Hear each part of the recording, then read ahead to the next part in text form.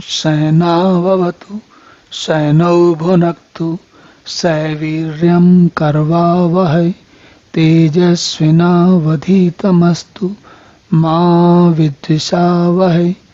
ओम शांति शांति शांति। हरि ओम। तो पिछले अध्याय में भगवान ने पुरुषोत्तम योग के बारे में बताया। उसके पहले गुणत्रय विभाग योग था। तो गुणत्रय विभाग योग और पुरुषोत्तम योग, गुणत्रय मतलब तीनों गुणों का जो सत्व रजस और तमस गुण थे। उसके बाद भगवान के परमात्मा के बारे में बहुत कुछ पिछले पुरुषोत्तम योग वाले अध्याय में 15वें अध्याय में परमात्मा के बारे में बहुत कुछ बताया गया और बहुत ही अच्छा भगवान ने बताया। अब क्या कहते हैं इस अध्याय में, भगवान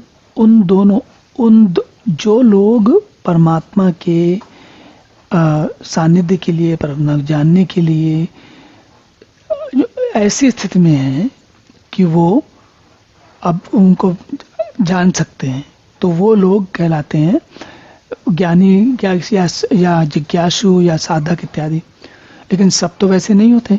कुछ तो ऐसे लोग होते हैं जिनको कि अभी इस दिशा में ध्यान नहीं गया, चेष्टा नहीं गई है।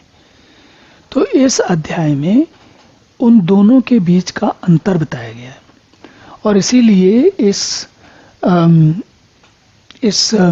अध्याय का नाम है दैवासुर संपदा विभाग योग, संपद विभाग योग। तो मतलब क्या है, दोनों के बीच में क्या अंतर है और इस अंतर को जानने से विशेष बात क्या होती है। देखिए, हर व्यक्ति इस जन्म में उसको जैसा जन्म मिला है वो वैसा है। लेकिन यदि मनुष्य हैं हम, तो मनुष्य को इस बात की सुविधा है कि वह अपनी यात्रा का जो दिशा है वो बदल दे। और लोग नहीं बदल सकते, इससे पशु नहीं बदल सकते। गाय हो या कुत्ता हो या शेर हो या कोई और हाथी हो या कोई हो, वो लोग कोई भी पशु अब विचार करके, उनके पास इतनी विचार शक्ति होती भी नहीं है और क्योंकि इतने विवरण में इतने नाना प्रकार से वो सब नहीं कर सकते। इसी प्रकार कहा यह जाता है कि देवता लोग भी, उनके पास सब कुछ जो है सहज उपलब्ध है, तो उनके पास ऐसा कोई कारण नहीं होता कि वो परमात्मा के बारे में और कुछ जाने। हाँ, उनका जीवन मनुष्य से बहुत अच्छा होता है, लेकिन वे भी जानने के लिए उत्सुक नहीं होते।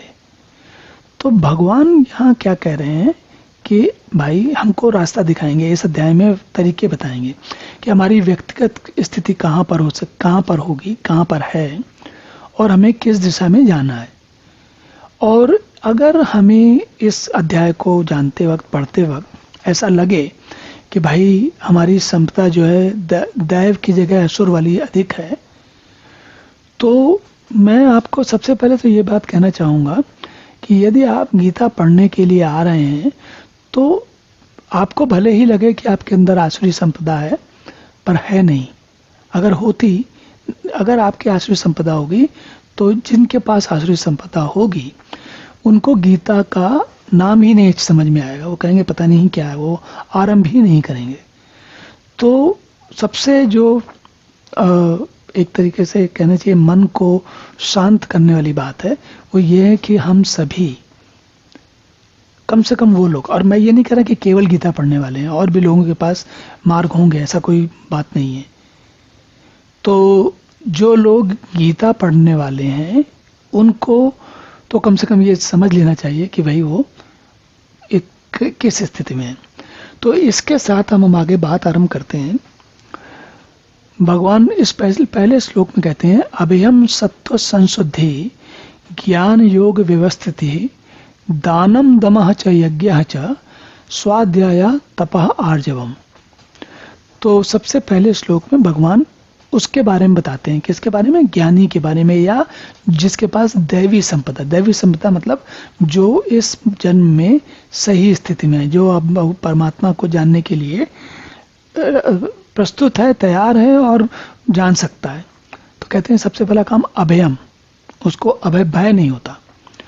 दूसरा सत्व संशुद्धि, अंतःकरण की पूर्ण निर्मलता, ज्ञान योग व्यवस्थिति, तत्व ज्ञान के लिए ध्यान योग में निरंतर दृढ़ रहने की स्थिति, और दानम सात्विक दान, दमः इंद्रियों का दमन, यज्ञ मतलब भगवान देवता गुरु पे की पूजा और अच्छे अच्छे विचारों का आह्वान, उत्तम कर्मों का आचरण, और स्वाध्याय मतलब बार बार अपने बारे में जानने के लिए विभिन्न नाना प्रकार की चेष्टाएं। तो ये जो पहला श्लोक है भगवान ने बताया कि ये किसके लिए, जो दोनों के लिए बता रहे हैं कि किनको क्या प्राप्त है, लेकिन इसमें सबसे पहले ये बता रहे हैं कि किसको क्या मिला हुआ है। तो अब देखते हैं हम अगला श्लोक। ओम। तो भगवान अब आगे कहते हैं, देखिए पिछले श्लोक में भगवान ने ज्ञानियों के या दैवी संपदा के बारे में बताया, अब इस श्लोक में भी दैवी संपदा के बारे में बता रहे हैं। क्या है दैवी संपदा, चलिए उसको भी देखते हैं। अहिंसा सत्यम अक्रोधा त्यागः शांति अपायशुनम दया भूतेषु अलोलुप्त्वम मार्दवम ह्री अचापलम। तो जरा इनको समझते हैं। अहिंसा हम सभी जानते हैं, हिंसा न करना अहिंसा, और महात्मा गांधी की कृपा से हम सभी लोगों को अहिंसा के बारे में कम से कम इतना तो पता ही है कि अहिंसा का मतलब है किसी को कष्ट नहीं देना, किसी के लिए किसी को परेशान नहीं करना। सत्यम जो यहाँ पर सत्यम शब्द है, इसका अर्थ है सत्य में स्थिर रहना। कौन से सत्य में स्थिर रहना? जो कि हर समय एक जैसा व्यवहार करने की चेष्टा। उसको हम बातचीत की अगर वाणी के सत्य की बात करें तो उसको ये भी कहते हैं कि यथार्थ और प्रिय भाषण, मतलब जो बोलने का, हम अधिकांशतः सत्य के नाम पर बोलने के सत्य के बारे में जानते हैं, पर खाली बोलने का सत्य नहीं होता है, सत्य और भी बहुत कुछ होता है। लेकिन अगर हम बोलने का ही माने तो कम से कम ये समझना चाहिए कि हमेशा सत्य वदन करें। अक्रोधा, तो अक्रोध का मतलब, क्रोध का मतलब होता है क्रोध करना, अक्रोध का मतलब है अधिक क्रोध नहीं करना, क्योंकि परिस्थितियां हमारे हमेशा अनुकूल हों ऐसा कोई आवश्यक नहीं है। जीवन है, जीवन में बहुत कुछ होता है, कुछ अनुकूल होता है, कुछ अनुकूल नहीं होता।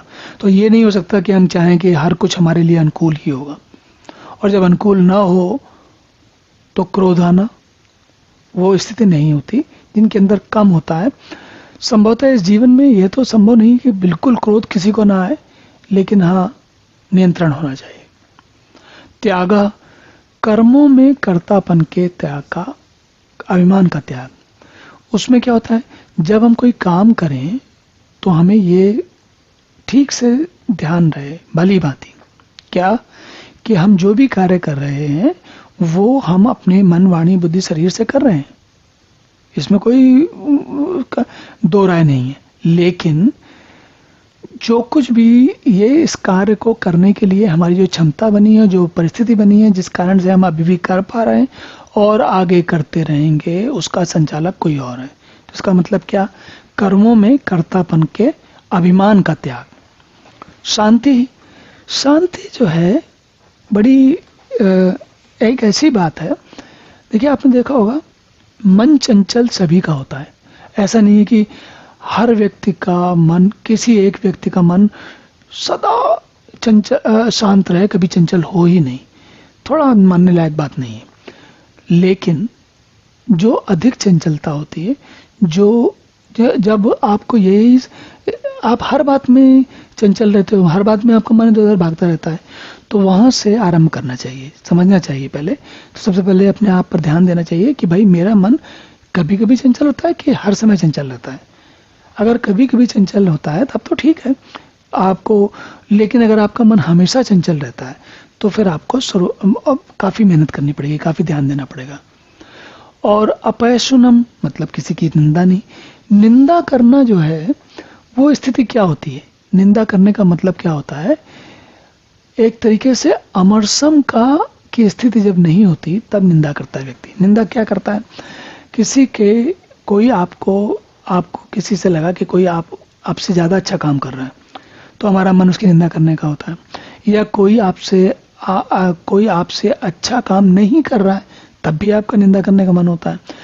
निंदा करने का मन तब होता है जब हम किसी परिस्थिति में किसी दूसरे व्यक्ति से अपनी तुलना करते हैं, और जब तुलना करते हैं तो हम पाते हैं चाहे वो अच्छा हो चाहे वो ना अच्छा हो, दोनों स्थितियों में हम उसमें कोई कमी निकालते हैं, कोई कोशिश करते हैं कि जैसे हम किसी तरीके से अपने आप को बता सकें कि भाई हम ज़्यादा अच्छे हैं, वो अच्छा नहीं है।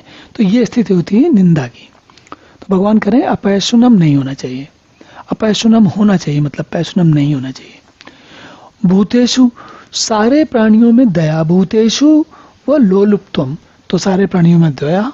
अलोलुप्त्वम, देखिए जीवन है और इंद्रियां हैं, तो अच्छा सुंदर दृश्य आपको अच्छा लगेगा, सुंदर जो संगीत है वो भी आपको अच्छा लगेगा, कोई सुमधुर चीज होगी, खाने में बड़ी स्वादिष्ट चीज होगी तो वो आपको अच्छी लगेगी, और कोई बहुत ही अच्छी सुगंध होगी तो वो भी आपको अच्छी लगेगी। इसी प्रकार गर्मी सर्दी के साथ जो आपकी त्वचा का संपर्क होता है तो उसमें जो कुछ भी अच्छा है वो आपको अच्छा लगेगा, लेकिन बार बार उसी को चाहते रहना वो आसक्ति होता है। तो अलोलुप्तम का मतलब होता है कि ऐसी चीजों की लोलुपता ना हो, उनका लालच नहीं हो। मार्दवम, तो मार्दवम का अर्थ होता है कोमलता। कोमलता मतलब एक होता है कि कई लोग होते हैं, कुछ लोग होते हैं ना कभी कभी कि हर बात में बहुत ही फूहड़ तरीके से या असभ्य तरीके से या बहुत जरा भी सोच समझ के काम नहीं करते। कोमलता का अर्थ होता है कि समझे कि भाई सामने वाला या दूसरी कोई स्थिति है, उसकी स्थिति क्या है। तो कोमलता का सबसे बड़ा जो गुण है वो ये है कि आपको अनुभव जो है आपके बड़े तीक्ष्ण आते हैं, बहुत जोर से समझ में आते हैं। जैसे किसी की त्वचा कोमल होगी तो उसको बहुत जल्दी पता लगेगा कोई खड़खड़ाहट की चीज़, लेकिन किसी की त्वचा थोड़ी कड़ी होगी तो उसको देर में पता चलेगा। अब इसके बाद ये एक शब्द है यहाँ पर ह्री। ह्री का अर्थ होता है लोक और शास्त्र से विरुद्ध आचरण में लज्जा। मतलब जो कहते हैं ना लोक लाज, लोक लाज का अर्थ होता है कि भाई एक बहुत ही साधारण से उदाहरण देता हूँ मैं। आप सड़क पर जा रहे हैं, आप स्कूटर से, कार से, साइकिल से, किसी से भी जा रहे हैं, और सामने आपको लाइट जो है वो रेड लाइट हो गई। अब लोक आचरण क्या होना चाहिए कि भाई लाइट रेड है, लाल है, लाल बत्ती है तो ना जाए, लेकिन आदमी क्या करता है, सोचता कोई इधर देख नहीं रहा इधर उधर तो चुपचाप चला जाता है। तो जो ऐसी स्थिति का वर्णन इसलिए किया जा रहा है क्योंकि जब हमारे मन में लोक और शास्त्रों में आचरण में श्रद्धा होती है तो चाहे हमें कोई देख रहा हो और चाहे हमें कोई ना देख रहा हो, हमारा आचरण हमेशा सब लोगों वाला होता है। तो ह्री क्या है, ऐसा आचरण करने में मतलब अशोभनीय आचरण करने में लज्जा का अनुभव। और अचापलम, चापलम का मतलब होता है कि जो जैसे पहले चंचल आया था तो चंचल में मन की स्थिति थी, और अचापलम का मतलब है कि इधर उधर के फालतू के काम जिनको हम कहते हैं उनसे थोड़ा दूर रहने की प्रवृत्ति, या उनमें ये ध्यान देना कि भाई हर जगह पे हर काम में फालतू के काम हर समय नहीं, कभी कभार जीवन में हो जाते हैं लेकिन ऐसा नहीं कि वो आपका अभ्यास बना हुआ हो। तो चलिए आप अगला श्लोक देखते हैं। हरि ओम। तो भगवान अब आगे कहते हैं तेजः क्षमा धृतिः शौचम अद्रोह नातिमानिता भवन्ति संपदम दैवीम अभिजातस्य भारत। तो ये जो है अब कहते हैं भगवान के तेज, क्षमा, धैर्य, शौच, शौच मतलब बाहर की शुद्धि, अद्रोह किसी के साथ द्रोह भाव नहीं, द्रोह भाव शत्रुता का भाव नहीं, नातिमानता अपने में हमें कोई सब लोग मान दें, हमारा सम्मान करें, ऐसी इच्छा का अभाव, ऐसी इच्छा न रखना। तो भगवान कह रहे हैं कि ये सारी जो हैं दैवी संपदाएं या उन लोगों के बारे में, ऐसे लोगों के लक्षण हैं जिनके पास दैवी संपदाएं। अब आप अगर ध्यान दें तो इन जितनी भी दैवी संपदाएं भगवान ने बताई हैं ये सारे के सारे सज्जन लोगों के लक्षण हैं, और हम देखते हैं सज्जन लोगों के इसी प्रकार के लक्षण हमें व्यवहार में भी, अन्य जगह भी सुनने में, देखने में भी आते हैं। और जो हमें सुनने में आते हैं वह आप समझ सकते हैं कि वे बहुत कुछ गीता से ही लिए गए हमारे जीवन में। देखिए, हमारे जीवन में कई बार पता चलता नहीं है गीता का प्रभाव हमारे जीवन में कहाँ कहाँ, कैसे कैसे, कब, किन किन रास्तों से होकर हुआ है। इस बात का अनुभव एक इस हमारे देश में रहने वाला व्यक्ति ही कर सकता है, या हमारे देश के इस समाज में, इस आचरण में रहने वाले व्यक्ति को ही पता होता है। बाहर के लोगों को सामान्यतः ये सौभाग्य नहीं मिला है। ऐसा नहीं है, चाहने वाले, ऐसा नहीं है कि बाहर के सारे लोग ऐसा भी होते हैं या उनके अंदर ये दैवी संप्रदाय नहीं होती हैं, लेकिन हम भारत के लोग तो निश्चित रूप से बहुत सौभाग्यशाली हैं। कहीं ना कहीं हमने ये सब सुना होता है। हम अपने जीवन में उसको उतार पाए हैं कि नहीं उतार पाए, ये एक बात की बात है, लेकिन कम से कम हमने सुना अवश्य होता है। ऐसा अधिकांश होता है कि कहीं ना कहीं, किसी न जगह, किसी न किसी परिवेश में, स्थान में, किसी परिस्थिति में हमने ऐसी बहुत सारी बातें सुनी होती हैं। तो अब ये दैवी संपदा के बाद आप चलते हैं आगे की बात पे। आश्रय संपदाओं के बारे में देखें भगवान क्या कहते हैं। हरि ओम। तो भगवान अब आगे कहते हैं, दंभो दर्पो अभिमानश्च क्रोधः पारुष्यमेव च अज्ञानम चाभिजातस्य पार्थ संपदाम आसुरीम। तो देखिए, हमने पिछले तीन श्लोकों में देखा कि इस अध्याय के पिछले 3 श्लोकों में भगवान दैवी और संपदाओं के बारे में बता रहे थे। अब भगवान आसुरी संपदाओं के बारे में हमें बता रहे हैं। संपदा क्या है? संपदा अर्थात ये जो गुण होते हैं, जिन गुणों के साथ व्यक्ति का जन्म होता है, या जो गुण उसके अंदर स्वाभाविक रूप से होते हैं। और ये हम मानवीय गुणों की बात कर रहे हैं।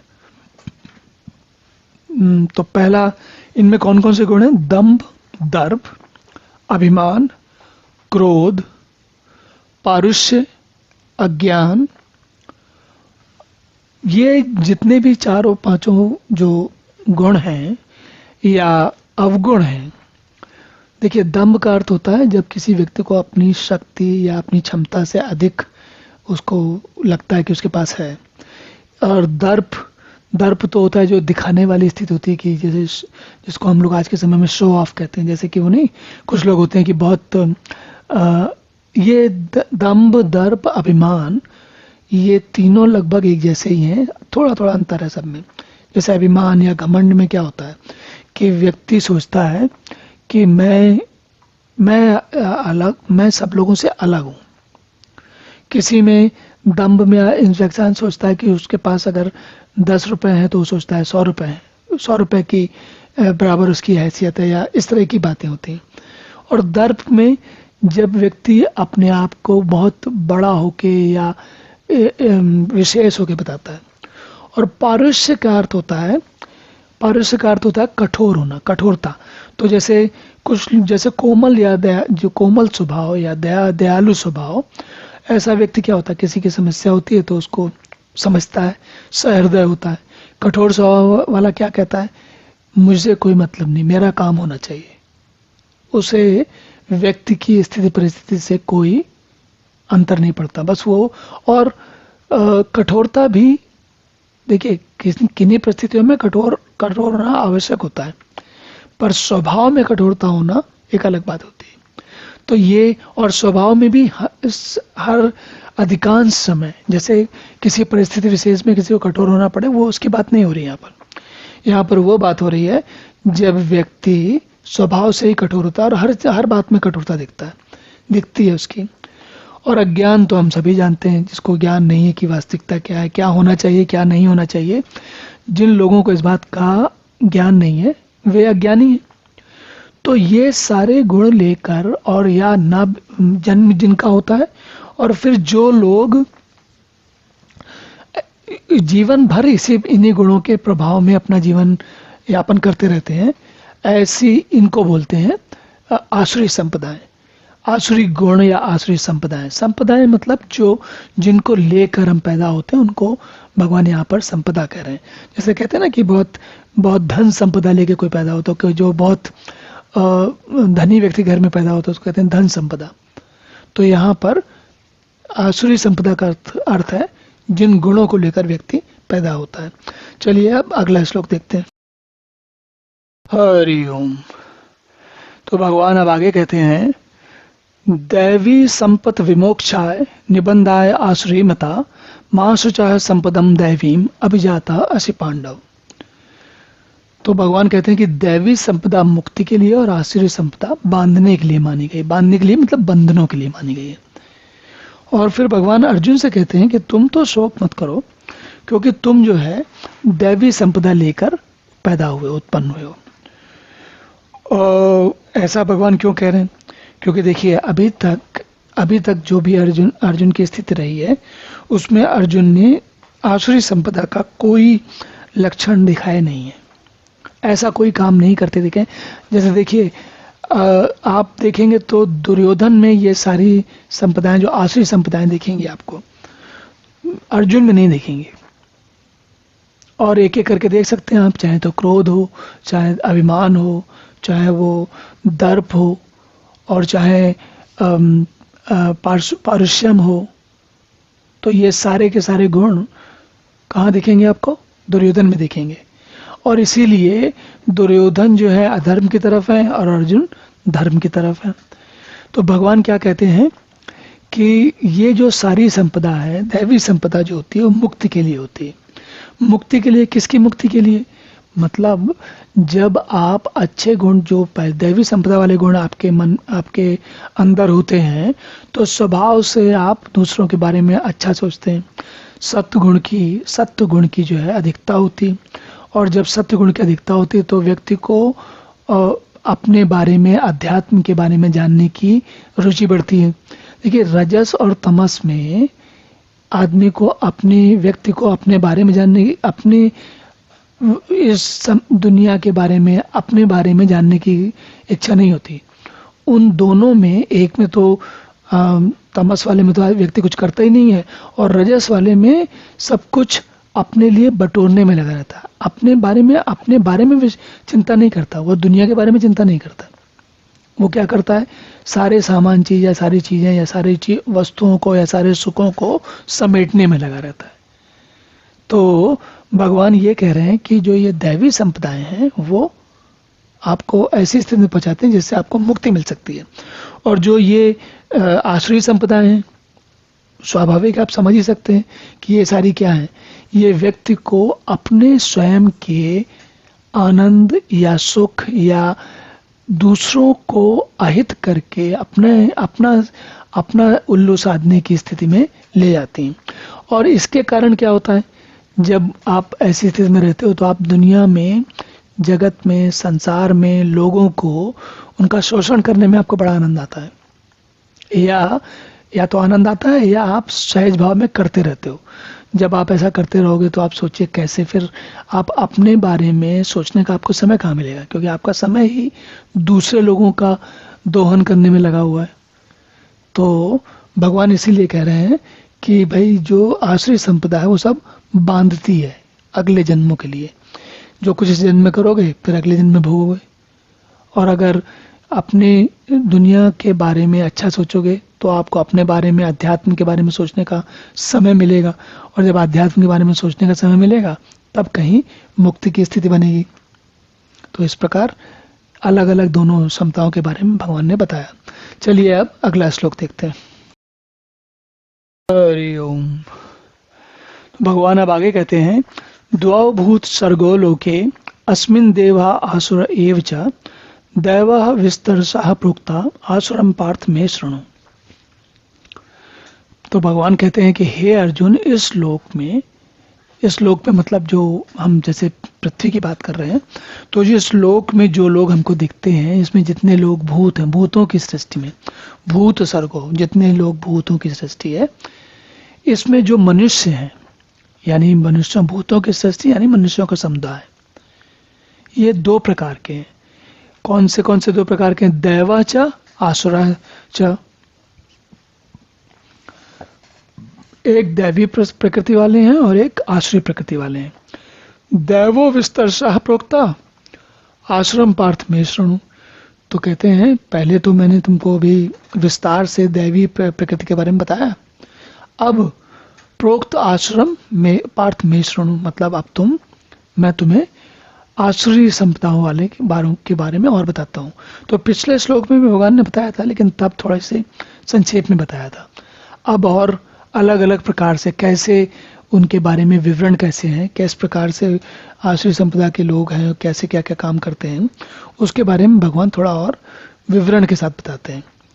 और ये बताने के पीछे देखिए, इन दोनों संपदाओं को जानने का मुख्य उद्देश्य क्या है। गीता का जो ज्ञान है वो अध्यात्म कहलाता है, और हमने पहले भी समझा है कि अध्यात्म का अर्थ है आत्म का अध्ययन। कौन सा आत्मा? आत्म मतलब अपना स्वयं का, स्वयं की आत्मा का अध्ययन, और स्वयं की आत्मा का अध्ययन ऐसे करना कि उससे परमात्मा तक पहुंच जाए।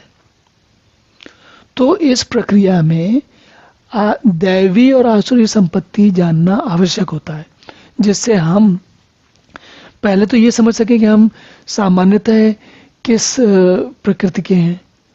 और जब देखिए, कोई भी व्यक्ति, जैसे कहते हैं ना, बिल्कुल ऐसा नहीं होता कि एकदम किसी उसके अंदर कोई एक ही गुण हो, और बहुत या तो बहुत ही अच्छे गुण हो या बहुत ही बुरे गुण हो।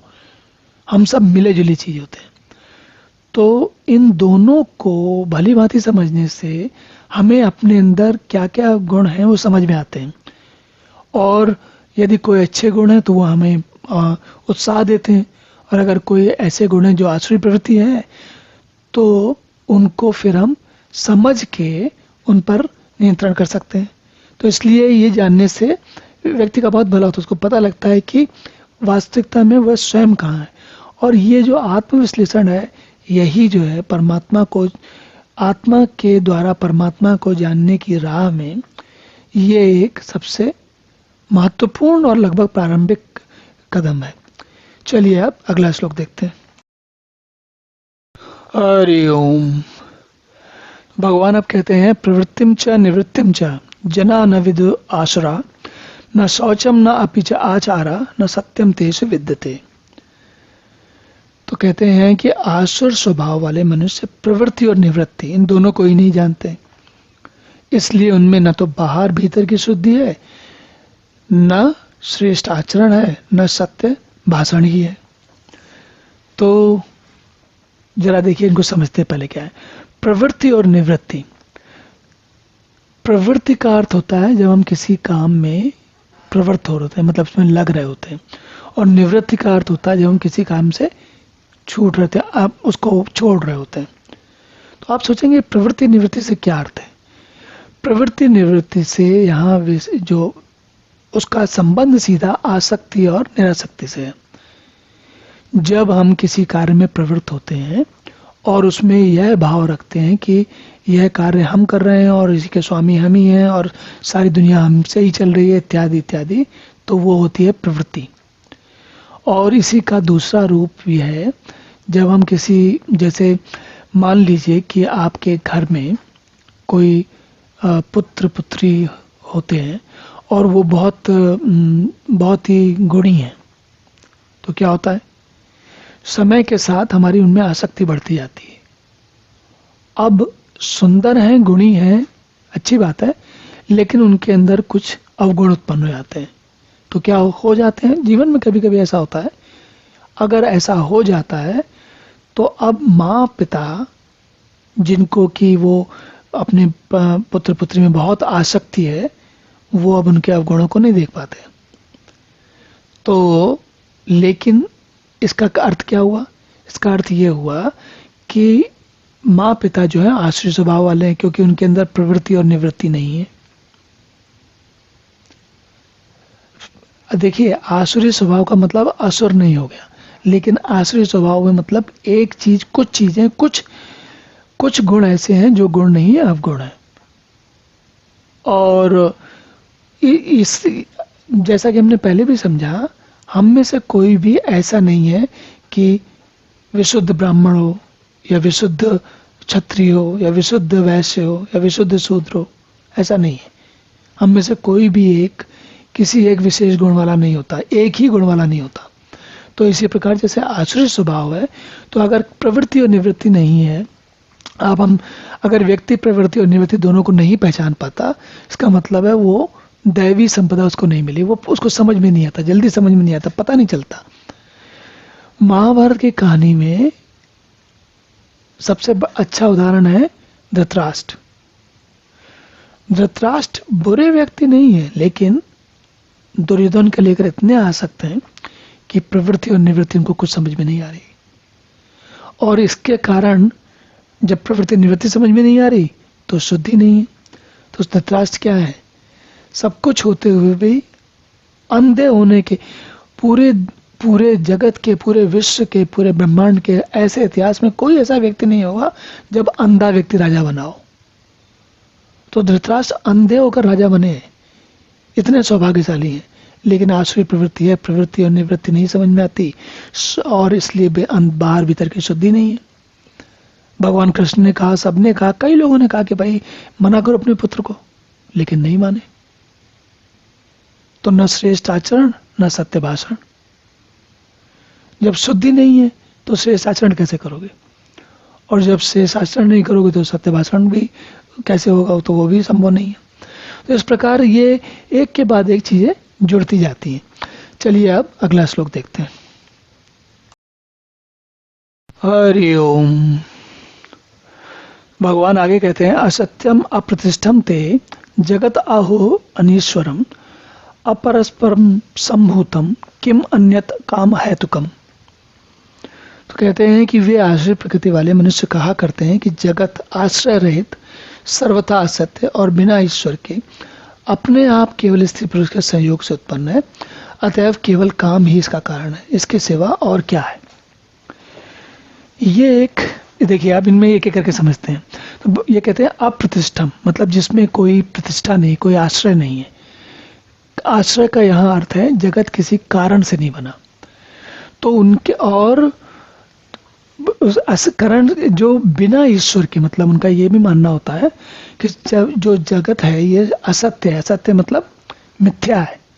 जो कुछ भी जगत में है वो किसी इसका कोई कारण नहीं, कोई इसके पीछे अच्छी चीज नहीं है, बस ये चल रहा है।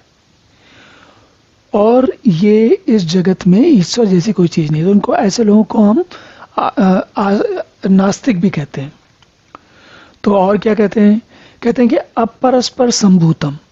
तो कह रहे हैं कि केवल स्त्री पुरुष जो उनके शारीरिक संबंध होते हैं, उन संबंधों में उसके पीछे कोई विशेष अच्छा कारण नहीं है, वो पाशवीय संबंध होते हैं। जैसे पशुओं में होते हैं ना, जैसे पशु होते हैं वो उनका समय आता है वर्ष में जब भी, तो वो जब उनका समय आता है तो वो प्रजनन करते हैं।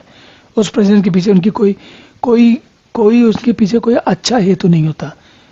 कहते हैं ना जानवर की तरह हैं, जो जानवर की तरह रहते हैं। तो ऐसे लोग जो आश्रित स्वभाव वाले व्यक्ति होते हैं, उनके लिए मनुष्य और पशु में कोई विशेष अंतर नहीं है। वो कहते हैं जैसे पशुओं में काम सारा कारण है, काम जो क्या बोलते हैं ऋतु के समय होता है ना, जैसे कहते हैं कि पशुओं में जब ऋतु सीजन आता है तब वो मीटिंग करते हैं, तो उसी प्रकार कहते हैं मनुष्यों में भी वही है। मनुष्यों का कोई स्थिति बहुत अच्छी नहीं है, वो मनुष्य और पशु एक दोनों एक जैसे ही हैं, और उनके बारे में ज़्यादा उनको अच्छे विचार नहीं होते। तो स्वाभाविक है ये आसुरी प्रकृति वाले की स्थिति होती है। चलिए आप और देखते हैं कि आसुरी प्रकृति वाले की क्या स्थिति है इसके अगले श्लोक में। हरि ओम।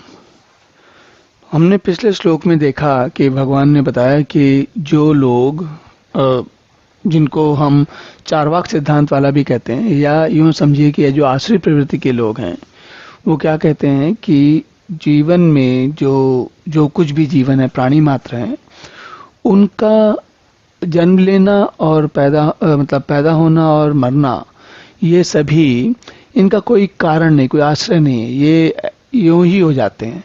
जैसे जानवर पशु आपस में संगति करके अपनी अलग अलग संतानें पैदा करते हैं, इसी प्रकार मनुष्य भी वैसा ही है। और पूरा जीवन केवल उसका कोई आधार नहीं है, उसका कोई कारण नहीं है, केवल एक एक केवल जीवन में मतलब जीवन का उद्देश्य व्यक्ति पैदा होता है, भोग करता है और मर जाता है। तो जब ये बात सोचते रहे तो अब उसके बाद आगे क्या कहते हैं भगवान? तो अब उसके बाद स्थिति ये बनती है, कहते हैं कि एताम दृष्टिम अवस्थभ्य नष्टात्मानः अल्पबुद्धया प्रभवन्ति उग्र कर्माणा क्षयाय जगता अहिता।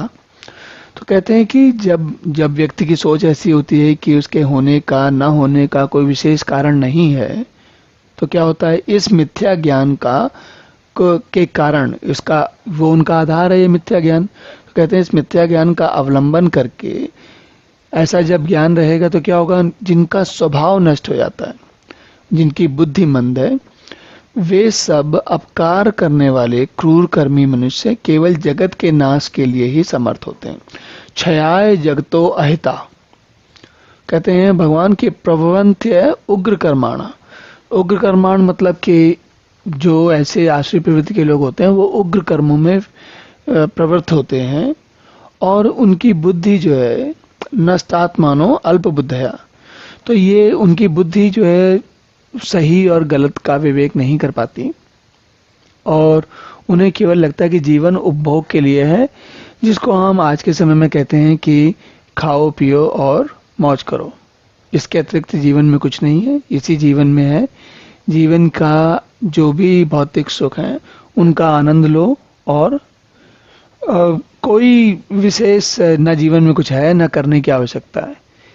इन सब के अतिरिक्त जीवन में कोई लाभ नहीं, कोई उद्देश्य नहीं है, कोई ऐसा काम नहीं है जिससे कि मनुष्य को दूसरों के बारे में सोचना चाहिए, स्वयं के बारे में सोचे और जीवन का आनंद ले, जीवन का उपभोग करे।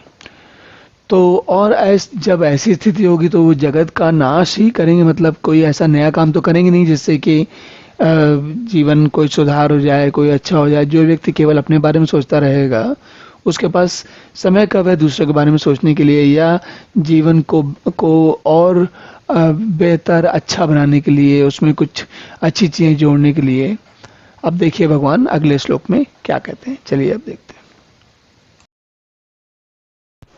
हरि ओम। तो अब भगवान आगे कहते हैं, कामम आश्रित्य दुष्पूरम दंभ मान मदान्विता मोहाद गृहीत्वा असद्ग्रहान प्रवर्तन्ते अशुचि व्रतः।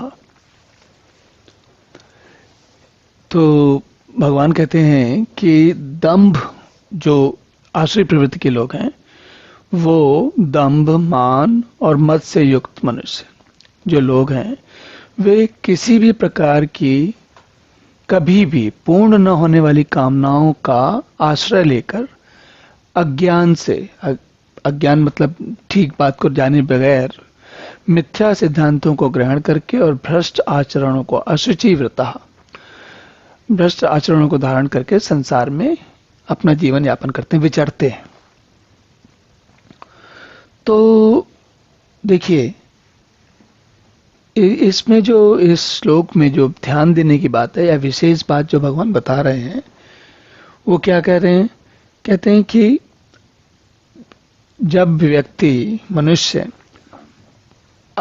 उसको सही बात समझ में नहीं आती तब वो क्या करता है, अनुमान से, अटकल लगा के, अंदाजे से कोई किसी जो भी जीवन में कार्य हो रहा होता है उसके बारे में अंदाजा लगाता है, अनुमान लगाता है, अटकल लगाता है कि भाई ये काम ऐसा हो रहा होगा। क्या? जैसे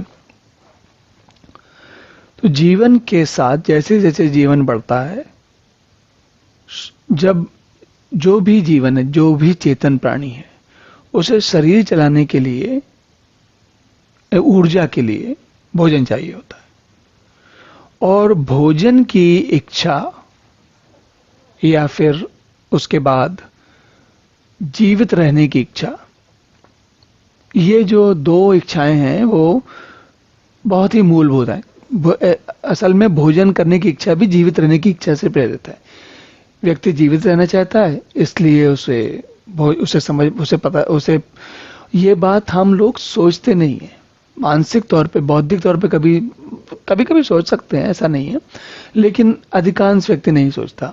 तो जो भोजन की आवश्यकता हमको क्यों होती है? क्योंकि हमें जब से हमने जन्म लिया है, हमें शरीर चलाने के लिए भोजन चाहिए होता है, कुछ ना कुछ चाहिए होता है। तो ये जो भोजन की इच्छा है, सबसे मूलभूत इच्छा है। यह मूलभूत इच्छा इसलिए है क्योंकि उससे भी मूलभूत इच्छा है जीवित रहने की आकांक्षा, जीवन बनाए रखने की इच्छा। अब इसकी बात केवल इसलिए की गई, भोजन की बात या जीवित रहने की बात इसलिए की जाती है कि यहाँ से इच्छाओं का आरंभ होता है, और उसके बाद जीवित बनाए रहने के लिए भोजन की इच्छा, फिर भोजन में नाना प्रकार के भोजन की इच्छा, फिर शरीर को चलाए रखने के लिए उसे साफ सुथरा रखने की इच्छा, फिर उसे निरोगी बनाए रखने के लिए क्या खाना है, क्या नहीं खाना है, कब खाना है, कैसे अपने जीवन को बचाना है, और फिर कौन सा प्राणी जैसे शेर, चीता इत्यादि है, उनसे बचना है, और गेहूं और फल, ये सब चीजें, कौन सी विविध प्रकार की चीजें खानी है। तो आरंभ बड़ा साधारण चीजों से होता है। आरंभ किस बात से होता है कि जीवन कैसे बचाया जाए, लेकिन वो बढ़ते बढ़ते वो इच्छाएं कहाँ तक पहुंच जाती हैं कि व्यक्ति पूरे विश्व में अपना राज्य जमाना चाहता है, सबसे अधिक धनी बनना चाहता है, सबसे अधिक सुंदर बनना चाहता है, सबसे अधिक प्रसिद्ध होना चाहता है। तो इच्छाएं व्यक्ति को दौड़ाती हैं। ये बात हम लोग भली भांति जानते हैं कि इच्छाएं दौड़ाती हैं। तो भगवान क्या कह रहे हैं कि इच्छाएं ऐसी चीज होती कभी पूरी नहीं होती। देखिए, दुष्पूरम, ये जो दुष्पूरम लिखा है ना, कि दुष्पूरम मतलब कभी जितना भी उनके पीछे भागते रहो कभी पूरी नहीं होती। और यदि व्यक्ति इच्छाओं के पीछे भागता रहेगा तो उसके पास जीवन में इसके अतिरिक्त कोई कार्य नहीं, बस वही इच्छाओं के पीछे भागते रहना ही उसका कार्य हो जाता है। और वो कभी रुककर सोचता नहीं है कि ये जीवन का चक्र, ये सब कुछ क्यों चल रहा है और ऐसा क्यों होता है। क्योंकि भगवान ने, देखिए, ये आसुरी संप्रदाय ऐसे लोगों में बढ़ी हुई है, उनके पास ठहरने का, सोचने का समय नहीं है। तो क्योंकि कामनाएं आपको कभी, अगर हम कामनाओं पर ध्यान नहीं देंगे तो एक कामना के बाद दूसरी, दूसरी के बाद तीसरी, ऐसा जीवन में जीवन पर्यंत कभी भी नहीं होगा कि हमारे पास कोई कामना नहीं हो।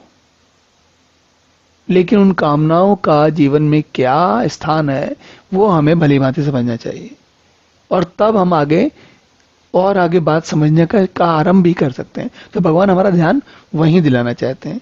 चलिए अब अगला श्लोक देखते हैं। हरि ओम। तो भगवान अब आगे कहते हैं, अब भगवान आसुरी प्रवृत्ति के लोगों के बारे में बता रहे हैं। और उन्होंने कहा था कि पिछले श्लोक में भगवान ने कहा था कि जो आसुरी प्रवृत्ति के लोग होते हैं वो कामनाओं का आश्रय, मतलब कामनाओं यानी इच्छाओं के संसार में, मतलब इच्छाएं हैं, इच्छाएं पूरी कर रहे हैं, इच्छाएं संभाल रहे हैं, इच्छाएं ला रहे हैं, इन्हीं कार्यक्रम में, इन्हीं चीजों में व्यस्त रहते हुए अपना जीवन गुजारा करते हैं। और चूंकि केवल कामनाओं के बारे में सोचते हैं तो जीवन भी उसी प्रकार का होता है।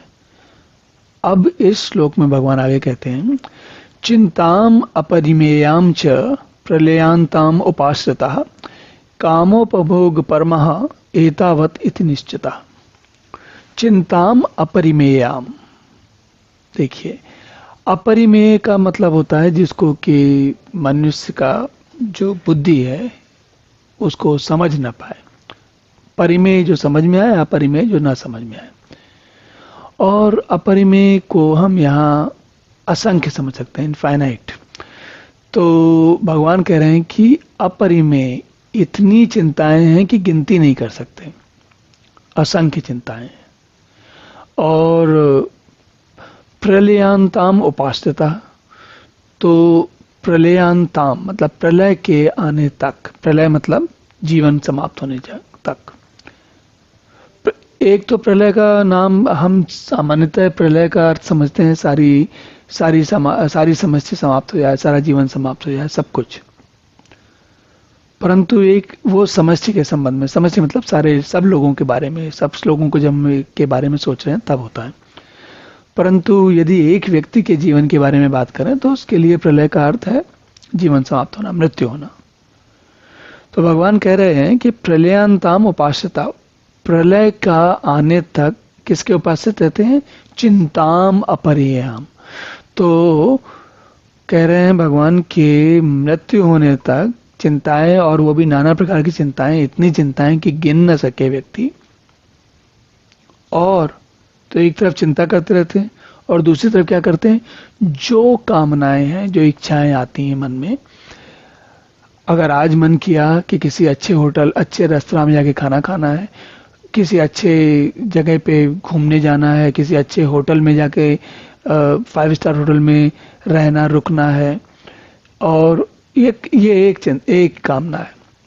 कल दूसरी कामना हो सकती है कि आज बहुत ही स्वादिष्ट कोई भोजन का, कोई विशेष भोजन करना है।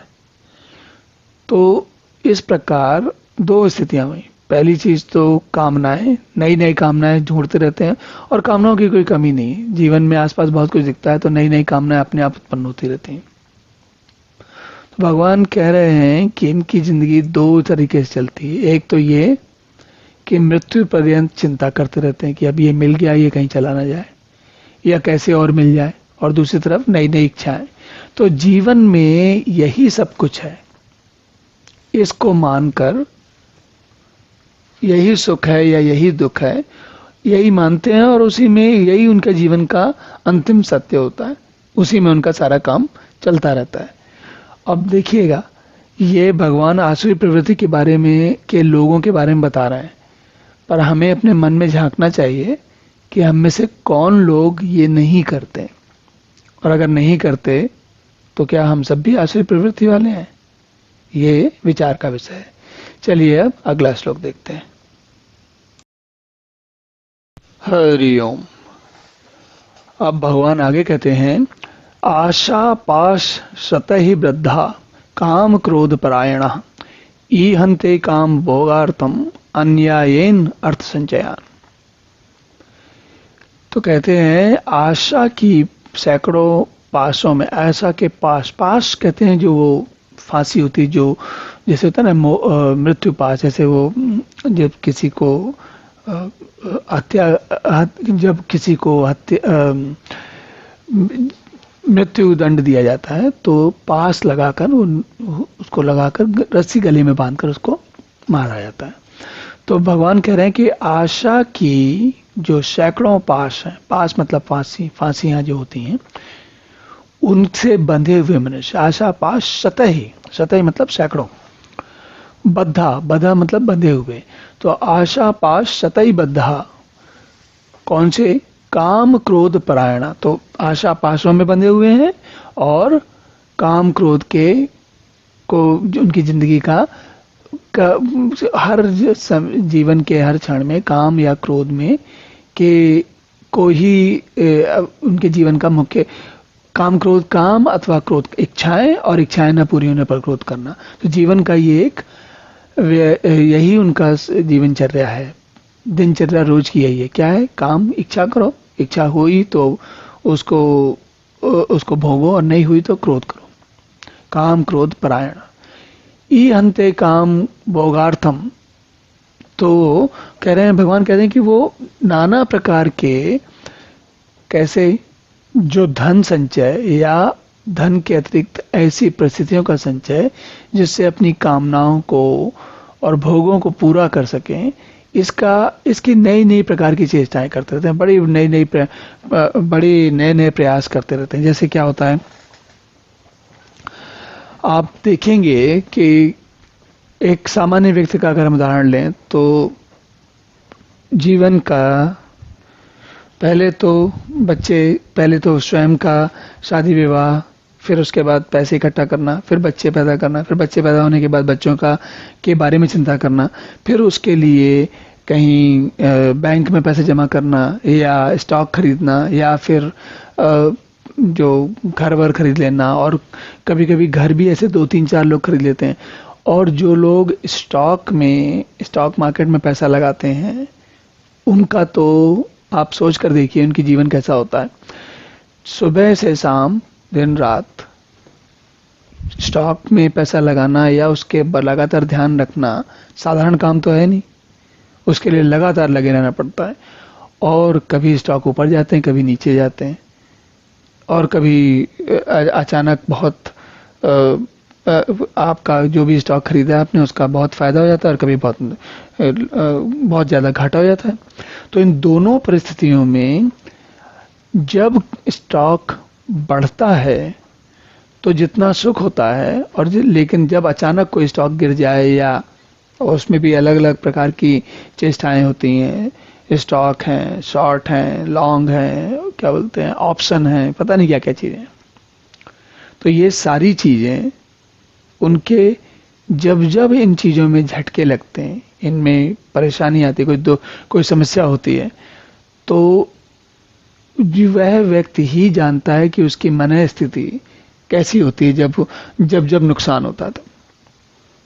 तो भगवान क्या बता रहे हैं कि भाई जब जीवन में यही सब कुछ है, इसी में ही लगे रहना है, तो जैसे काम करेंगे वैसा ही फल मिलेगा। जिन जगह पर अपना ध्यान बुद्धि जीवन लगाएंगे वही तो मिलेगा। अगर हम अपने गले में रस्सी बांधकर बार बार उसको खींचते रहेंगे तो क्या होने वाला है? तो भगवान ये कह रहे हैं, आशा पाश शतय, एक दो नहीं, सैकड़ों रस्सियां फांसे। चलिए अब अगला श्लोक देखते हैं। हरि ओम। तो भगवान अब आगे कहते हैं, इदम अद्य मया लब्धम इमं प्राप्स्यसे मनोरथम इदम अस्ति इदम अपि मे भविष्यति पुनः धनम। तो क्या सोचते हैं वो, क्या कहते हैं उनके बारे में, आश्री संपदा वाले लोगों के बारे में भगवान बताते हुए कह रहे हैं कि मया इदम अद्य मया लब्धम, आज मुझे ये मिल गया और आज मैं ये काम और कर लूंगा। इदम इमम मनोरथम प्राप्त से, फिर कहते हैं मे इदम धनम अस्ति, मेरे पास इतना धन है, और फिर और यहाँ से इन प्रयासों से और अधिक जोड़ लूंगा, तो इतने लाख, इतने करोड़, इतने हजार और इतने मकान हो जाएंगे, और फिर मैं भी सुखी रहूंगा, और फिर मेरे बच्चे भी सुखी रहेंगे, और मेरे सारे हमको कभी जीवन में कोई समस्या नहीं होगी। तो पिछले 2 श्लोक पहले भगवान ने कहा था कि वो अपरिमेय चिंताएं करते हैं। अब इस श्लोक में भगवान ये बता रहे हैं कि हमारी, और ये स्थिति हम सभी की है। ऐसा नहीं है कि आज के समय में देखा जाए तो ऐसा लगता है हम सभी आसुरी प्रवृत्ति के हैं, आसुरी संपदा वाले हैं। क्यों? क्योंकि हम सुबह उठते हैं और उसके बाद क्या करते हैं, आज दिन में क्या क्या काम करना है, और सबसे पहले बीच बीच में ये हिसाब लगाते रहते हैं कि हमारे पास कितने पैसे इकट्ठे हो गए हैं, या कितना धन इकट्ठा हो गया, या क्या क्या क्या और सुविधाएं इकट्ठी हो गई हैं, और अब क्या नई सुविधाओं के लिए प्रयास करने हैं। तो क्या करते हैं, नया इस मनोरथ को, अब हमको सिंगापुर घूमने जाना है, या कोई मकान खरीदना है, या फिर कोई नए व्यापार में पैसा लगाना है, या फिर कोई सोचना है कि कैसे सरकारी कोई जो योजना बनी है उसमें से कैसे अपना हिसाब किताब लगाना है। सारा जीवन इन्हीं में चलता रहता है। क्या कि ये कर लिया है, हिसाब लगाते रहते हैं कि ये कर लिया है, और ये हिसाब लगाते रहते हैं कि और आगे क्या करना है, और इसी में पूरा जीवन चक्र घूमता रहता है। सुबह दिन रात पूरे समय केवल यही विचार चलता रहता है। और या जो इकट्ठा कर लिया है उसको कैसे बचा कर रखना है, कैसे नया लाना है। तो भगवान क्या कह रहे हैं बार बार कि भाई मैंने ये सब प्राप्त कर लिया और अभी आगे ये प्राप्त करना है। तो हम लोग एक तरीके से, एक प्रकार से जैसे मुनीम होता है, जो किसी पुराने जमाने में बड़े सेठ के यहाँ एक मुनीम होता था जिसका काम होता था यह हिसाब रखना कि कितना पैसा कहाँ खर्च किया, किसको कहाँ क्या दिया। तो मुनीम का विशेष कार्य होता था कि सेठ के लिए करेगा। आज के समय में हम दिन भर, हम सभी, और अपने मन में झांक के देखिए, ऐसा नहीं है कि मेरे कहने से या किसी के कहने से बात नहीं होगी। बात यह है कि आप सोचिए हमारा जीवन दिन भर हम करते क्या है, क्या सोचते हैं कि कैसे हमने क्या प्राप्त कर लिया और कैसे क्या और प्राप्त करना है। चलिए अब अगला श्लोक देखते हैं। हरि ओम। तो हमने देखा कि पिछले श्लोक में भगवान बता रहे थे कि आसुरी संपदा से प्रभावित या उसको लेकर पैदा हुआ व्यक्ति, वो उसकी सोच कैसी होती है। वो सोचता है कि मैंने कितना धन प्राप्त कर लिया है, कितना धन और प्राप्त करूंगा इत्यादि। अब इसमें इसी श्रृंखला में एक और भी बात होती है। जैसे आज के समय में तो ये उतना आसानी से संभव नहीं है, क्योंकि आज के समय में यदि हत्या कोई करेगा तो उसके ऊपर तो मतलब हत्या का अभियोग लगेगा और उसके लिए जिंदगी कठिनाई हो जाएगी। लेकिन एक पुराने समय में जब लोग बाग जंगल राज होता था एक तरीके से, तो भगवान कह रहे हैं कि उस समय के लोग व्यक्ति क्या सोचता है, असौ मया हता शत्रु हनिष्ये च अपरान अपि ईश्वरा अहम अहम भोगी सिद्ध अहम बलवान सुखी। तो कैसे सोच रहे हैं उस समय के व्यक्ति? वो कह रहे हैं कि वह शत्रु, तो मैंने उस शत्रु को तो मार दिया और बाकी जो शत्रु हैं उनको भी मार दूंगा। कैसे मारूंगा, क्या करूंगा, किस प्रकार मारूंगा। फिर उनके बारे में नाना प्रकार की योजनाएं बनाते हैं कि कौन कौन से शत्रु हैं, उनको कैसे मारना है, किससे बचना है इत्यादि। और साथ में क्या सोचता है व्यक्ति, आश्रय संपदा वाला व्यक्ति, ईश्वरा अहम अहम भोगी, मैं ही ईश्वर हूं, मैं ही भोगी हूं, मैं ही सबका भोग करूंगा। और सिद्धा अहम, मैं जो चाहूं सिद्ध कर सकता हूं, और मैं बलवान हूं और मैं सुखी हूं। तो ये मतलब हूं और होना चाहता हूं, दोनों स्थितियों में। तो भगवान क्या कह रहे हैं कि व्यक्ति की जो सोच है वो इन्हीं बातों के में घूमती रहती है कि कैसे किसको मार दूं, कैसे मैं सब पर नियंत्रण कर लूं। ईश्वर का अर्थ क्या है? ईश्वर का अर्थ होता है जो दूसरे लोगों का, किसी के लिए उनको कैसा जीवन जीना है, कैसा जीवन उनको जी सकते हैं, उसको चिंता।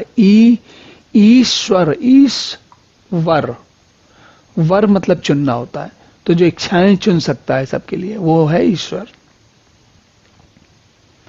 तो व्यक्ति यहां तक सोचता है कि मैं अपनी इच्छाओं का पर तो नियंत्रण करूं ही करूं, दूसरे लोग क्या करेंगे उनकी इच्छाओं का भी नियंत्रण मैं ही करूं, और मैं हर प्रकार के भोग भोगूं। तो और भोगों के बारे में आप विचार कर सकते हैं, दुनिया में बहुत प्रकार के भोग हैं। नाइट क्लब में जाकर विभिन्न प्रकार की मदिरा पीते हुए डांस करना भी भोग है, और किसी जिम्नेजियम में जाकर एक्सरसाइज करना भी एक भोग है, और किसी बड़े स्टेडियम में जाकर कोई मैच देखना भी एक भोग है। और ये कुछ भोग हैं, और दुनिया में जीवन में भोगों की कमी नहीं है हमारे पास, हमने बहुत सारे भोग इकट्ठे कर लिए। तो भगवान कह रहे हैं कि मैं, और ये यहीं तक नहीं, मैं चाहूं मैं सबसे बुद्धिमान हूं, मैं सबसे शक्तिशाली हूं, मैं सबसे प्रबल हूं, मैं सबसे तेज हूं, मैं सबसे चतुर हूं। ये सब चीजें, इसी प्रकार की बातें मनुष्य के विचार में आती है, और उन्हीं को साधना भी चाहता है। और इन सब के ऊपर क्या है कि मैं सबसे अधिक सुखी हूं। और आजकल के समय में देखो और भी बात कहते हैं कि मैं सुखी हूं, वो उतना महत्वपूर्ण नहीं है। मेरा जो मित्र है या शत्रु है वो दुखी होना चाहिए। तो ये भी एक इच्छा है, ये भी कामना है। तो ये आश्रय संपदा वाले लोगों की प्रकृति के बारे में भगवान बता रहे हैं। अब अगले श्लोक में देखिए भगवान क्या बताते हैं, चलिए देखते हैं। हरि ओम। भगवान अब आगे कहते हैं, देखिए आश्रय संपदा के लोगों की विचार शैली कैसी होती है, इनकी सोच कैसी होती है, इसके बारे में भगवान बता रहे हैं। वो कैसे जीवन को अपने, उनकी जीवन की फिलॉसफी क्या होती है, जीवन जीने का तरीका क्या होता है। तो भगवान कहते हैं, आड्या अभिजनवान अस्मि कह अन्य अस्ति सदृशः मया यक्षे दास्यामि मोदिष्ये इति अज्ञान विमोहिता। कहते हैं मैं बड़ा धनी और बड़े कुटुंब वाला, आढ़्या बहुत धनवान, और अभिजनवान बहुत सारे बड़े कुटुंब, मतलब ये मेरे परिवार में बहुत सारे लोग हों, मेरे परिवार में मेरे कुटुंब, मेरे आसपास जो सब जिनको मैं अपना कह सकूं, वो मेरे उसमें मैं बहुत बड़े कुटुंब वाला हूं, मैं विशेष हूं, मेरे समान दूसरा कौन है। को अन्यो अस्ति, मैं अलग से हूं, बाकी सब लोग तो साधारण है, मैं विशेष हूं। और यक्षे दास्यामि मोदस्य, मैं यज्ञ करूंगा, दान दूंगा, आमोद प्रमोद करूंगा, और इस प्रकार के नाना प्रकार के अज्ञानों से मतलब ज्ञान का अर्थ है सही बात जानना, और अज्ञान का अर्थ है सही बात को न जानना, अज्ञान। तो भगवान क्या कह रहे हैं कि जब सही बात जानेंगे नहीं, सही बात को नहीं जानेंगे तो क्या जानेंगे? जो जानेंगे वो ये जानते हैं कि मैं या तो बहुत बड़ा धनी हूं, बहुत बड़ा कुटुंब वाला हूं, मैं विशेष हूं, मैं दुनिया में विशिष्ट हूं, मैं अद्वितीय हूं, मेरे जैसा कोई है ही नहीं, मैं ही जो कुछ हूं और बाकी लोग तो कुछ है ही नहीं। तो मैं जो मन में आए करूंगा, क्या करूंगा? यज्ञ करूंगा, दान दूंगा और मस्ती करूंगा, आलस्य विलास करूंगा, आमोद प्रमोद करूंगा, पार्टी करूंगा, जो भी करूंगा, जो भी चाहूंगा वो करूंगा, और मुझे कोई रोकने वाला है नहीं और होना भी नहीं चाहिए। तो ये बात, ये इस जो आश्रय संपदा के लोगों की सोच है उसके बारे में भगवान और बताते हैं। और आपको जब ये हम सुनते हैं तो आप समझ सकते हैं कि ये आज के समय में हमारे अधिकांश हम सभी जो गीता जैसी चीजों पर ध्यान नहीं देते, गीता में जो बताया गया, गीता में उपनिषदों में बताया गया, उन पर ध्यान नहीं देते, उनकी सभी की स्थिति यही है। और मजे की बात क्या है कि जो ऐसे लोग हैं जो कि अपने आप को धार्मिक या भक्त समझते हैं, उनसे भी अगर आप पूछिए या वो अपने मन में खुद सोचें तो संभव पूरे दिन भर में वो भी 5-7 मिनट से ज्यादा नहीं सोचते हैं कि भगवान के बारे में सोचें या कोई भक्ति के भाव की बात सोचें। बाकी के 23 घंटे 50 मिनट वो भी वही करते हैं। क्या करते हैं? यही सब सोचा करते हैं कि मैं, और जो धनी व्यक्ति होगा या भक्त होगा तो ये थोड़ी, ऐसा थोड़ी कि भक्त होगा तो धनी नहीं होगा, और धनी होने के लिए क्या करना पड़ता है हमको सबको पता है। भक्त है तो ऐसा थोड़ी कि वो बड़े कुटुंब वाला नहीं होगा, बल्कि बड़े कुटुंब वाला व्यक्ति तो वो और सोचेगा, और उसके मन में भी उसकी बुद्धि में भी ये बात नहीं आएगी, विचार शक्ति में भी ये बात नहीं आएगी कि इनका भी दोनों का कोई आपस में संबंध है। वो कहेगा इनका भगवान की भक्ति अलग बात है और बड़ा कुटुंब अलग बात है, मैं सबसे विशेष हूँ, सबसे ज्ञानी हूँ, सबसे समझदार हूँ, सबसे ज्यादा धनी हूँ, सबसे ज्यादा प्रचलित हूँ, सबसे ज्यादा प्रसिद्ध हूँ, सबसे ज्यादा लोग हर व्यक्ति मेरे बारे में सोचता है, मुझ पर आश्रित है। इससे भक्ति को क्या समस्या है? और यही माया है, यही अज्ञान है। चलिए अब अगला श्लोक देखते हैं। हरि ओम।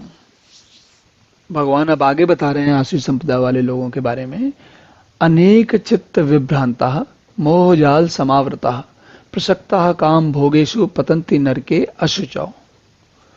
तो कहते हैं कि अनेक प्रकार से भ्रमित चित्त वाले, अब चित्त के और मोहजाल से समावृत, विषय भोगों में अत्यंत आसक्त आसुर लोग महान अपवित्र नरक में गिरते हैं। मजे की बात यह है कि आसुर या असुर या आसुरी संपदा वाले लोग, जिनको कि हमारे मन में आसुर को लेकर वो काल्पनिक चित्र आता है कि बहुत ऊंचा, लंबा चौड़ा, बहुत बलिष्ठ, श्वेत नहीं, श्याम रंग का, काले रंग का व्यक्ति, जिसका कि शरीर और जो भुजाएं हैं और वो सिर पर एक विचित्र प्रकार का मुकुट लगाया जाता है, ऐसे लोग ही असुर होते हैं। पर जो भगवान, जो जिन गुणों के बारे में भगवान अभी तक जिन पिछले श्लोकों में चर्चा करते आ रहे हैं, वे सारे, उनके लिए हमें ऐसा कोई आसुर वाला लोग तो दिखते नहीं है, बल्कि हम तो ये अगर आप जरा भी 2 मिनट भी विचार करेंगे तो ये सारे के सारे जो गुण हैं वो आज के समय के व्यक्ति पर लगभग पूरे लगते हैं। कैसे? अनेक प्रकार से भ्रमित चित्त वाले, मतलब हमारे पास अपने चित्त को, अपनी बुद्धि को भ्रमित करने के लिए कितनी सुविधाएं उपलब्ध है। व्यक्ति पैसे में ध्यान लगाए, या व्यक्ति मनोरंजन में ध्यान लगाए, या फिर वो पढ़ाई में ध्यान लगाए, या फिर वो प्रसिद्ध हो जाए, या वो ओलंपिक में चला जाए, या फिर वो नेता बन जाए, या फिर वो IAS ऑफिसर बन जाए और खूब सारी 2 नंबर की कमाई करे, या फिर पुलिस वाला बन जाए और कैसी कैसी जो भ्रष्टाचार की स्थितियां वो करे, या फिर कोई व्यापारी बन के कैसे लोगों को किसी प्रकार से लोगों को मूर्ख बना के उनका बहुत सारा पैसा कमा ले। और आप अगर किसी व्यापारी से बात करेंगे तो वो आपको यही बताएगा कि नहीं, ये सब करना पड़ता है, हम ऐसा करना नहीं चाहते लेकिन हमें करना पड़ता है। क्यों? क्योंकि हम सब भ्रमित चित्र वाले हैं, भ्रमित चित्त वाले हैं। भ्रमित चित्त क्यों है? क्योंकि हमको समझ में नहीं आ रहा हमें करना क्या है। और मोह रूप जाल से समावृत, ये और भी मजेदार है। मोह, तो हम कुछ कुछ करते हैं और हमें उन चीजों से मोह हो जाता है। जैसे कोई चीज विशेष कर देखिए, अगर किसी व्यक्ति को कोई रोजगार, कोई व्यापार कर रहा है, उसको थोड़ी सफलता मिलती है, तो अब उसको उस व्यापार से मोह हो जाता है। या फिर मान लीजिए पुरुष है, नर है, और उसको कोई एक सुंदर लड़की, उसको स्त्री से परिचय होता है, तो अब उसके मोह में पड़ जाता है, सोचता है कि ये भी मेरे पास होनी चाहिए। और फिर सुंदर सुंदर बच्चे और सफल बच्चे, ऐसे ये जो बच्चों के साथ सफलता है वो आज के समय में एक अलग ही रूप ले चुकी है। आज के समय का व्यक्ति कहता है बच्चों को सब कुछ करने देना चाहिए, तभी वो सीखेंगे कुछ क्या करना है। तो अगर आप कभी, लगभग हमारी स्थिति वैसी हो गई है। ये बात ये नहीं है कि बच्चों का हाथ रोक कर करना चाहिए, उनको कोई काम करने नहीं देना चाहिए, बहुत नियंत्रण में रखना चाहिए, लेकिन बिल्कुल खुला भी नहीं छूटना चाहिए।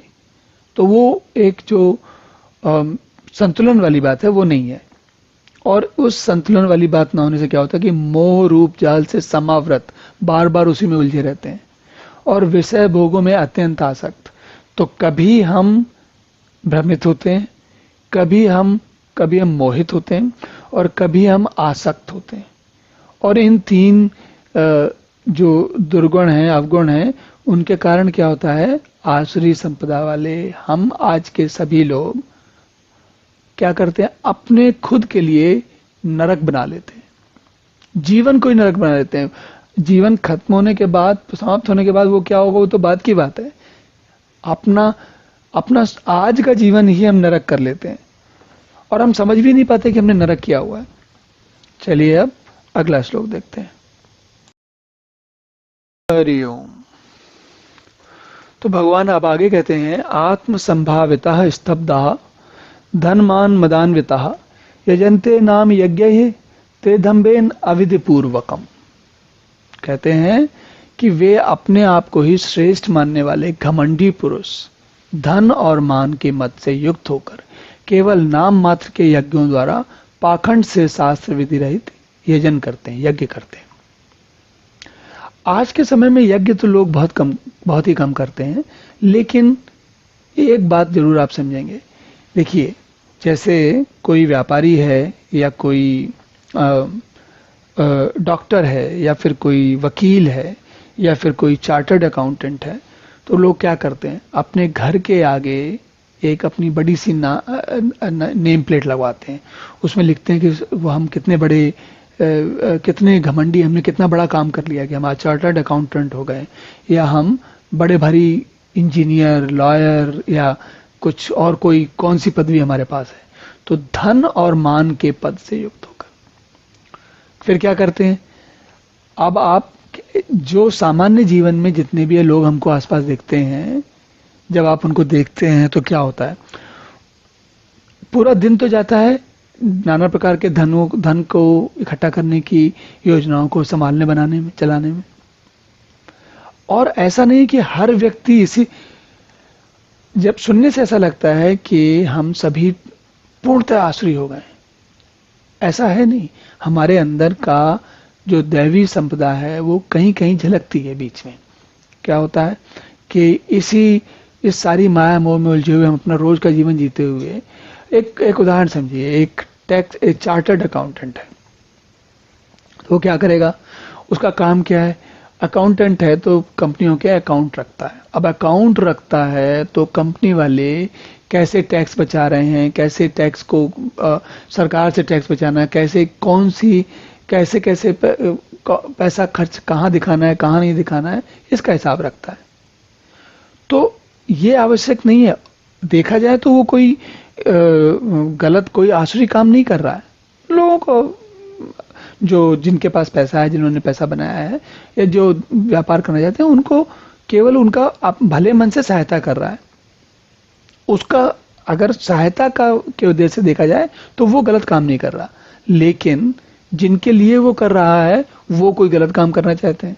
तो अब क्या होता है, आपको ऐसा तो होता नहीं है कि अगर आपके आसपास कहीं तेज आग जल रही हो तो केवल एक ही आदमी जलेगा, सब जलते हैं। जब सब जलते हैं तो ये व्यक्ति जो चाह करके गलत काम नहीं करना चाहता वो भी गलत काम करता है। और क्या गलत काम करता है, पाखंड से क्या करेगा, अब कभी मन में उसको अपराध बोध होगा तो कभी वो किसी गरीब आदमी को जाके या किसी रोटरी क्लब में या किसी जगह जाके दान दे आएगा, या फिर किसी भिखारी को दिखेगा, कोई समस्या में दिखेगा तो उसको 5-10 रुपए दे देगा और सोचेगा कि मैंने देखो कितना अपने अपराध बोझ से निपटने के लिए क्या करता है। जैसे इसमें भगवान कह रहे हैं कि नाम मात्र के यज्ञों द्वारा पाखंड से शास्त्र विधि रहित यजन करते हैं। तो तब जो है यज्ञ करते थे और आज जो है वो इस प्रकार के छोटे मोटे काम, बड़े काम वो भी नहीं। और जो ऐसे जिनको हम कहते हैं वास्तविक सहायता किसी की नहीं, लेकिन नाम मात्र की सहायता या नाम मात्र के काम व्यक्ति कर करके अपना समय गुजारता है। तो भगवान देखिए, मजे की बात है, इस अध्याय में जितने श्लोक हैं उनमें से शुरू के 3 श्लोक में दैवी संपदाओं की बात हुई और उसके बाद से 1-2 श्लोक में उनके बारे में और थोड़ा विवरण हुआ। उसके बाद से लगातार आसुरी संपदा चली आ रही है और चलेगी भी। तो हमें अनुभव करना चाहिए कि हमारी स्थिति क्या है। चलिए अब अगला श्लोक देखते हैं। हरि ओम। तो भगवान अब आगे कहते हैं, अहंकारम बलम दर्पम कामम क्रोधम च संसृतः माम आत्म परदेहेषु प्रदिशंतः अभ्यसूहिकः। भगवान कहते हैं वे अहंकार, बलम घमंड, दर्प, कामम कामना और क्रोधादि के द्वारा के परायण और दूसरों की निंदा करने वाले पुरुष अपने और दूसरों के शरीर में स्थित मुझ अंतर्यामी से द्वेष करने वाले होते हैं। ये वाला श्लोक एक अलग ही बात कह रहा है। देखिए क्या होता है कि जब व्यक्ति को, जैसे आसुरी संपदा से प्रभावित है, उसके अंदर अहंकार, बल मेरे अंदर बल है, यह भाव, जिसको आजकल हम लोग क्या कहते हैं, जो बल वाला भाव होता है उसको हम कहते हैं जो बाहुबली, जिनको हम कहते हैं बाहुबली। तो अहंकारी, बाहुबली, घमंड जिनको है कि हमसे बड़ा तो कोई अच्छा आईएएस ऑफिसर है ही नहीं, हमसे बड़ा तो कोई बड़ा धनी कोई है ही नहीं, हमसे बड़ा तो कोई नेता है ही नहीं, हमसे बड़ा तो कोई इंडस्ट्रियलिस्ट जो व्यापारी है ही नहीं। वो ऐसी भावना, कामना और क्रोध के, अब ये सब करेंगे तो इसमें कुछ न कुछ समस्या आएगी। देखिए इस प्रकार की कामनाएं करेंगे हम, जब स्थिति ये होती है कि व्यक्ति के पास इस बात में कोई अंतर नहीं रह गया है कि वो अधिक धन इकट्ठा करने के लिए, जीवन में सफलता प्राप्त करने के लिए वह किसके साथ क्या करेगा, कोई नियम नहीं है, कोई किसी के साथ कुछ भी कर सकता है। तो भगवान ये कह रहे हैं कि ऐसी कामनाओं के पूर्ति में जब कोई समस्या आती है तो क्रोध होता है। तो ये सारी चीजों के परायण है। परायण मतलब इन जीवन में इनको अपनाते हैं। क्या अपनाते हैं? अहंकार करते हैं, बल के बारे में सोचते हैं, घमंड करते हैं, कामनाएं करते हैं, क्रोध करते हैं, और क्या करते हैं? दूसरों की निंदा करते हैं। और उससे ज्यादा मजेदार बात क्या है, दूसरों की निंदा तो कर ही रहे हैं, साथ ही साथ दूसरों के शरीर में और लोगों के शरीर में, जैसे मेरे अंदर अपना अंतर्यामी है, ऐसे ही जो मेरे सामने व्यक्ति है, दूसरा कोई मनुष्य है, उसके अंदर भी अपना अंतर्यामी है। तो हम जो है न केवल उस व्यक्ति से द्वेष करते हैं, बल्कि हम उस व्यक्ति के अंदर जो वही अंतर्यामी जो हमारे अंदर, वही सामने वाले व्यक्ति के अंदर है। अंतर्यामी में कोई दो में अंतर नहीं है। जैसे अंतर्यामी को अगर हमें समझना तो इसका एक बड़ा साधारण उदाहरण है। हमारे मैं और दो स्वस्थ व्यक्तियों के बीच में, दोनों के पास दो आंखें, दो कान, नाक, हाथ पैर, तन, पेट इत्यादि, सिर और ये सब कुछ, बुद्धि, सब कुछ है, दोनों के पास है।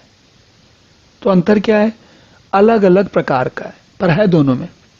तो जैसे शरीर, मनुष्य का शरीर सबका एक जैसा है, ऐसे जो मनुष्य के शरीर के चलाने वाला अंदर वाला अंतर्यामी है, वो तो और भी अधिक एक, बिल्कुल एक जैसा ही, एक ही है, उसमें अलग भी कुछ नहीं है।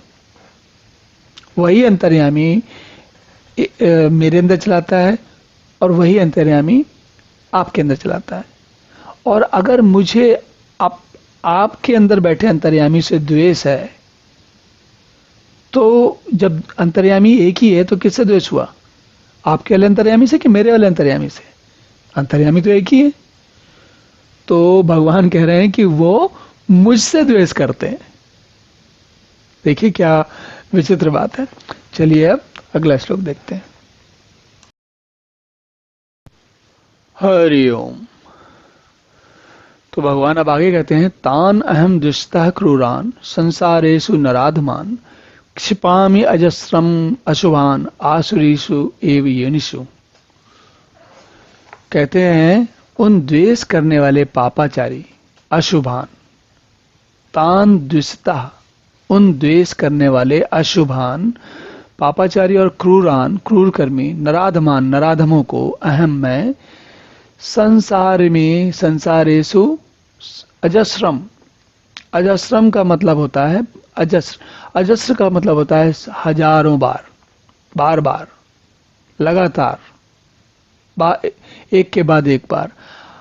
भगवान कह रहे हैं कि उन सबको मैं बार बार आसुरी संपदाओं वाली, आसुरी संपदा वाला जीवन ही देता हूं। तो क्या होता है? जो इस जीवन में होता है, जैसा करते हैं हम, उसी का ही दूसरा रूप, वैसा ही, या तो और थोड़ा गंभीर या थोड़ा सा सुधरा हुआ रूप, फिर से हमें आसुरी संपदा का योनि मिल जाती है, वो जीवन मिल जाता है। तो अब अगर आपने भवसार, संसार सागर और ये जीवन चक्र, इन सब के बारे में सुना है, तो ये वही है। क्या है? जो कुछ हम, भगवान कह रहे हैं कि जो कुछ हम इस जन्म में करते हैं वही अगले जन्म में करते हैं, और वही उसके अगले जन्म में करते हैं, वही अगले हजारों जन्मों में करते रहते हैं।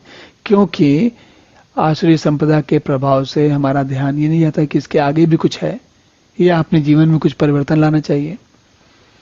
और आप सोचकर देखिए, आज के समय में 7.5-8 अरब जनसंख्या में कितने लोग ऐसे होंगे हैं जो कि जो आश्रित संपदा वाले नहीं होंगे, या दैवी संपदा वाले होंगे, या जिनकी दैवी संपदा आश्रित संपदा से थोड़ी अच्छी होगी। किसी का, मेरे पास कोई संख्या नहीं है, आपके पास कोई संख्या नहीं, किसी के पास कोई संख्या नहीं है, लेकिन हम इतना जरूर समझ में आता है हमको कि ऐसे लोग बहुत सारे नहीं हैं, कम ही हैं। और इसीलिए ये संसार चक्र में इतने सारे लोग, नाना प्रकार के लोग पैदा होते आते हैं। एक आज के समय में एक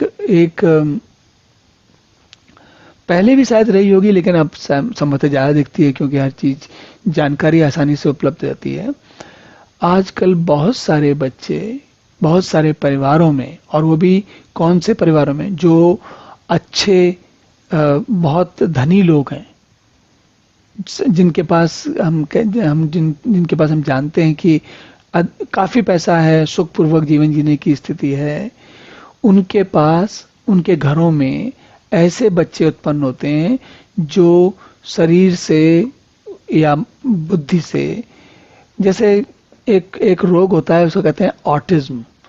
ऑटिज्म में बच्चा जो है, उसकी बुद्धि या उसका मन जो है, वो एक स्तर के ऊपर नहीं उठ जाता, वो एक अपनी अलग सी दुनिया में रहता है। हम उसे आर्टिस्टिक बच्चे को हम सामान्य बच्चा नहीं कहते। आज के समय में ऐसा लगता है, हो सकता है लगता ही हो, अगर सही से गणना की जाए तो बात अलग, ठीक पता लगेगी, लेकिन ऐसा लगता है कि बहुत सारे, बहुत ही धनी और सफल लोगों के घरों में ऐसी संतानें पैदा हो रही हैं जिनको कोई इस प्रकार के रोग हैं, जिससे कि वो पूर्ण पुरुष ही नहीं है। तो भगवान क्या कह रहे हैं कि मैं ऐसे लोगों को बार बार आसुरी योनियों में डालता हूं। क्यों? क्योंकि वो उसके आगे से निकलने का मार्ग ही नहीं ढूंढ रहे। तो भगवान कहते हैं कि भाई ठीक है, ये नियम है खेल का, ये नियम, इस खेल से बाहर निकलना है तो ये नियम है, और नहीं तो खेल के अंदर रहना है तो ये नियम है। तो लोगों को उसी खेल में, उसी चक्र में आनंद आ रहा है, उसी में घूम रहे हैं। चलिए अब अगला श्लोक देखते हैं। हरि ओम। तो भगवान अब आगे कहते हैं, आसुरीम योनिम आपन्ना मूढ़ा जन्मनि जन्मनि माम अप्राप्य एव कौन्तेय ततः यान्ति अधमाम गतिम। तो भगवान कह रहे हैं कि जब जब जो लोग उस चक्रव्यूह से बाहर नहीं निकलना चाहते, उसी में घूम रहे हैं, उसी में रहना चाहते हैं, तो भगवान कह रहे हैं कि हे अर्जुन, वे मूढ़ जो चक्र से बाहर नहीं निकलना चाहते, वे मूढ़ मुझको न प्राप्त होकर जन्म जन्म में आश्रय उनको प्राप्त होते हैं। हर जन्म में, अलग अलग जन्म में, बहुत सारे हजारों लाखों करोड़ों जन्मों में वही करते हैं। और कभी कभी उसी चक्रव्यूह में घूमते घूमते कभी कभी तो इतनी नीची गति को प्राप्त होते हैं कि उनका जीवन रौरव नरक हो जाता है, इतना गंभीर, इतना ऐसा कठिन नरक हो जाता है कि वो जीवन मतलब हमारे जीवन में सामान्य व्यक्ति सोचता है, और हर कोई कर पाए ना कर पाए, लेकिन कहा जाता है कि जो लोग 100 वर्ष की आयु वाले तक जीते हैं वो अच्छे माने जाते हैं कि 100 वर्ष तक जी सकते हैं।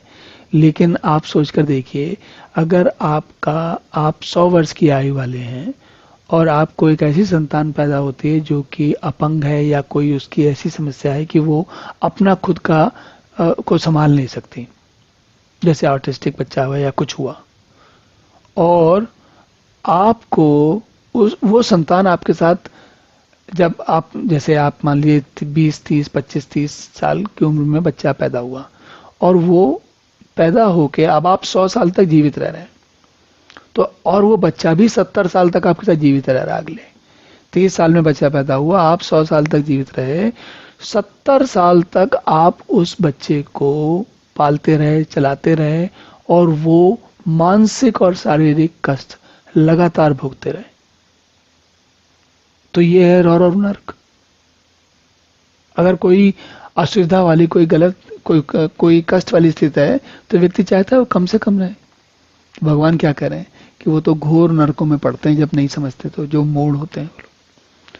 और भगवान ये बात इस अध्याय में जितने विवरण से हमारी आज की स्थिति, लगभग मैं समझता हूं कि हम में से बहुत ही कम लोग इस बात का ध्यान देते होंगे कि गीता का 16वां अध्याय कैसे आज के समय के व्यक्ति की जीवनचर्या, जीवन के बारे में कैसे विवरण में बता रहा है, कैसे डिटेल में बता रहा है। और मजे की बात क्या है कि ये श्लोक लिखे गए कितने हजारों साल पहले, और लगता ऐसा है कि आज के समय के लोगों के लिए लिखे गए। चलिए अब अगला श्लोक देखते हैं। हरि ओम। भगवान आगे कहते हैं, त्रिविधम नरकस्य इदम द्वारम नाशनम आत्मनः कामः क्रोधः तथा लोभः तस्मात् एतत् त्रयम् त्यजेत्। तो भगवान कहते हैं कि ये सारी समस्याओं की जड़ क्या है? काम, क्रोध और लोभ। ये 3 प्रकार के नरक के द्वार हैं। और ये नाश आत्मानम, मतलब कि आत्मा का नाश। आत्मा मतलब हमारा सेल्फ का नाश। आत्मा, उस आत्मा की बात नहीं हो रही जो आत्मा परमात्मा है। यहां पर यह आत्मन यानी कि अपनी बात हो रही है। हमारा आत्मा का नाश करने वाले, मतलब कि हमारा जो जीव है, या जो हमारा जीवन, हमारे जो जीवात्मा है, उसका नाश करने वाले हैं, अधोगति में ले आने वाले। और ये बात भली भांति समझना चाहिए। हम लोग, भगवान ये नहीं कह रहे हैं कि आत्मा का मतलब वो आत्मा मर जाती है जो नैनम दहती पाप का वाली है, वो नहीं है, वो वाली आत्मा नहीं है। ये जीवात्मा की बात हो रही है। भगवान कह रहे हैं कि जीवात्मा को काम, क्रोध और लोभ, ये तीनों त्रिविधम नरकस्य एतद् द्वारम। कौन कौन से? काम, क्रोध तथा लोभम। और इनको जब तक हम छोड़ेंगे नहीं, तब तक हम उसी चक्र में घूमते रहेंगे। तो भगवान पूरा ये स्थिति आसुरी संपदा की बताने के बाद ये भी बता रहे हैं कि कैसे बचोगे। कहते हैं कि त्रिविधम नरकस से एतम एतद्वारम, कौन कौन से? काम, क्रोध और लोभ। आज के समय में कामना, हम जानते हैं सारा जीवन इच्छाओं पे ही चल रहा है, और इच्छाएं ना पूरी होती हैं तो क्रोध होता है, और क्रोध भी दोनों नहीं हुए तो हमें और से अधिक अधिक लोभ, और लोभ के देखिए इन सब का कारण क्या है? मोहते, मोहते का मतलब होता है मोह में पड़ना। मोह के कारण कामना, कामना के कारण क्रोध, और क्रोध के कारण क्रोध और लोभ दोनों, कामना के कारण क्रोध और लोभ दोनों होते हैं। तो भगवान ये बता रहे हैं कि इनसे अगर हम छूट जाएं, इनको संभाल लें, इनको नियंत्रण में कर लें, इन पर वश कर लें, इन पर ध्यान देते रहें, धीरे धीरे अपने आप को सुधारते रहें, तब फिर हम कुछ ऐसी स्थिति बन सकती है कि हम इस नरक से, इस और नरक से, इस जनजीवन के चक्र से, और आप ये भी समझिए, चाहे भले ही आपको दूसरे जन्म और मिले, पर कम से कम ऐसी स्थिति तो जीवन तो थोड़ा सा सुखपूर्वक गुजरे, कम से कम इतनी दैवी संपदा तो मिले, ना मिले सीधा मोक्ष, लेकिन कम से कम इतनी दैवी संपदा तो मिले कि व्यक्ति थोड़ा आगे बढ़े। तो उस थोड़ा आगे बढ़ने के लिए भगवान जो रास्ता दिखा रहे हैं, कहते हैं कि इनको त्यागना चाहिए तीनों को। चलिए अब अगला श्लोक देखते। हरि ओम। तो भगवान अब आगे कहते हैं, एतहि विमुक्तः कौन्ते तमो द्वारा त्रिभिः नरः आचरति आत्मनः श्रेयः ततः याति पराम गतिम। तो भगवान कहते हैं कि हे अर्जुन, एतहि त्रिभिः, एतहि विमुक्ता, इनसे जो इन तीन जो द्वार हैं, नरक के द्वार हैं, इनसे जो व्यक्ति विमुक्त हो जाता है और उनसे आगे बढ़ जाता है, अपने कल्याण का आचरण करता है, अपनी शुद्धि का आचरण करता है, उससे वह परम गति को प्राप्त होता है, अर्थात मुझको प्राप्त हो जाता है। तो क्यों, कौन से तीन नरक की बात हो रही है इसमें? पिछले श्लोक में भगवान ने कहा काम, क्रोध और लोभ।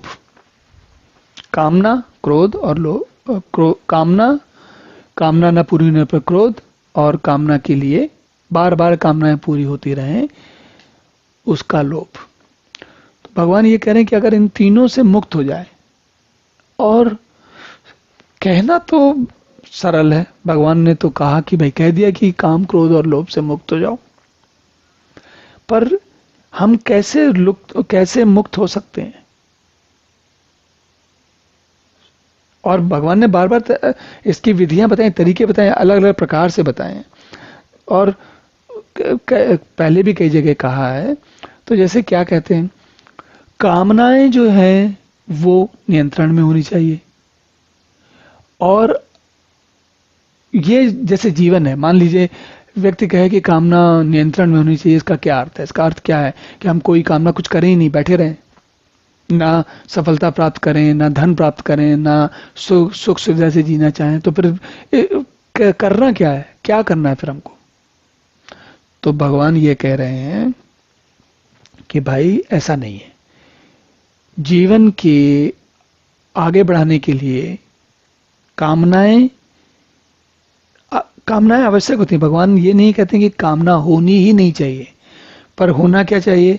ये कामनाओं को हमें पता होना चाहिए कि हम किस प्रकार की कामनाओं में कैसा समय लगा रहे हैं और क्या करना चाह रहे हैं, और फिर इन कामनाओं में के पूरा ना होने पर हमारे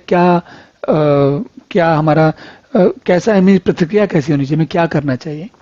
तो हम कहें, मतलब अगर कोई कामना पूरी नहीं हुई तो क्या हमें क्रोध करने लगना चाहिए, या क्रोध नहीं करना चाहिए तो क्रोध को कैसे संभालना चाहिए, या फिर एक ही कामना बार बार हो रही है तो उसका जो लोभ हमें हो रहा है उसको हमें कैसे रोकना चाहिए, कैसे उस पर नियंत्रण करना चाहिए, कैसे अपने आप को याद दिलाना चाहिए कि भाई देखो, कामना, कौन सी कामना को के पीछे पड़ना है और कौन सी कामना को समझते हुए चलना है, उसको वहीं तक समझना है जिससे कि हमारे ऊपर नियंत्रण ना कर ले। ऐसा ना हो कि हमारा कामना पे नियंत्रण होना चाहिए, कामना का हमारे ऊपर नियंत्रण नहीं होना चाहिए। तो भगवान ये कह रहे हैं कि जब हम ये सब कर लेते हैं तब कहीं मुझको वह ऐसी स्थिति में जो ये आचरण करता है, कल्याण का आचरण करता है, वो परम गति को जाता है, आगे बढ़ता है, वहां का की दिशा में, सही दिशा में आगे बढ़ता है, और फिर तभी मुझे प्राप्त हो पाता है। तो रास्ता, मार्ग बड़ा साधारण है, सरल है, लेकिन सरल मतलब जानने के लिए, करने में बहुत कठिन है। चलिए अब अगला श्लोक देखते हैं। हरि ओम। तो भगवान अब आगे कहते हैं, यह शास्त्र विधिम उत्सृज्य वर्तते काम कारतः न स सिद्धिम अवापनोति न सुखम न पराम गतिम। तो जैसे पिछले श्लोक में बताया भगवान ने कि भाई जो ये इन तीनों काम, क्रोध और लोभ को छोड़ देता है, उनसे विमुक्त हो जाता है, उनको नियंत्रण में रखता है या उन पर चेक रखता है, उनको संभाले रखता है, वो परम गति को प्राप्त करता है। अब कहते हैं इसका उल्टा, क्या कहते हैं कि भाई जो शास्त्र विधि को त्याग कर अपनी इच्छा से मनमाना आचरण करता है, मतलब कामना पर नियंत्रण नहीं है, तो वो न वह सिद्धि को प्राप्त होता है, न परम गति को, न सुख को। कहते हैं उसका जीवन तो नरक है। क्यों? सिद्धि किस बात की? सिद्धि मतलब हम जो कुछ भी जीवन में सिद्ध करना चाहते हैं, चाहे और क्या सिद्ध करना चाहते हैं हम, यहाँ पर सिद्धि का अर्थ उन सिद्धियों की बात नहीं हो रही है कि जैसे कभी कभी लोग कहते हैं कि वो कोई बड़े सिद्ध परमात्मा है तो वो उड़ जाते हैं, हवा में उड़ने लगते हैं, या पानी पे चलने लगते हैं, या आग पे चलने लगते हैं, या फिर वो जिसको जो चाहे यहां से वहां किसी के मन की बात जान लेते हैं। इस प्रकार की सिद्धियों की बात नहीं हो रही। ये सिद्धियां, ये सारी सिद्धियां हमारे मन की कल्पना है, बुद्धि की कल्पना है।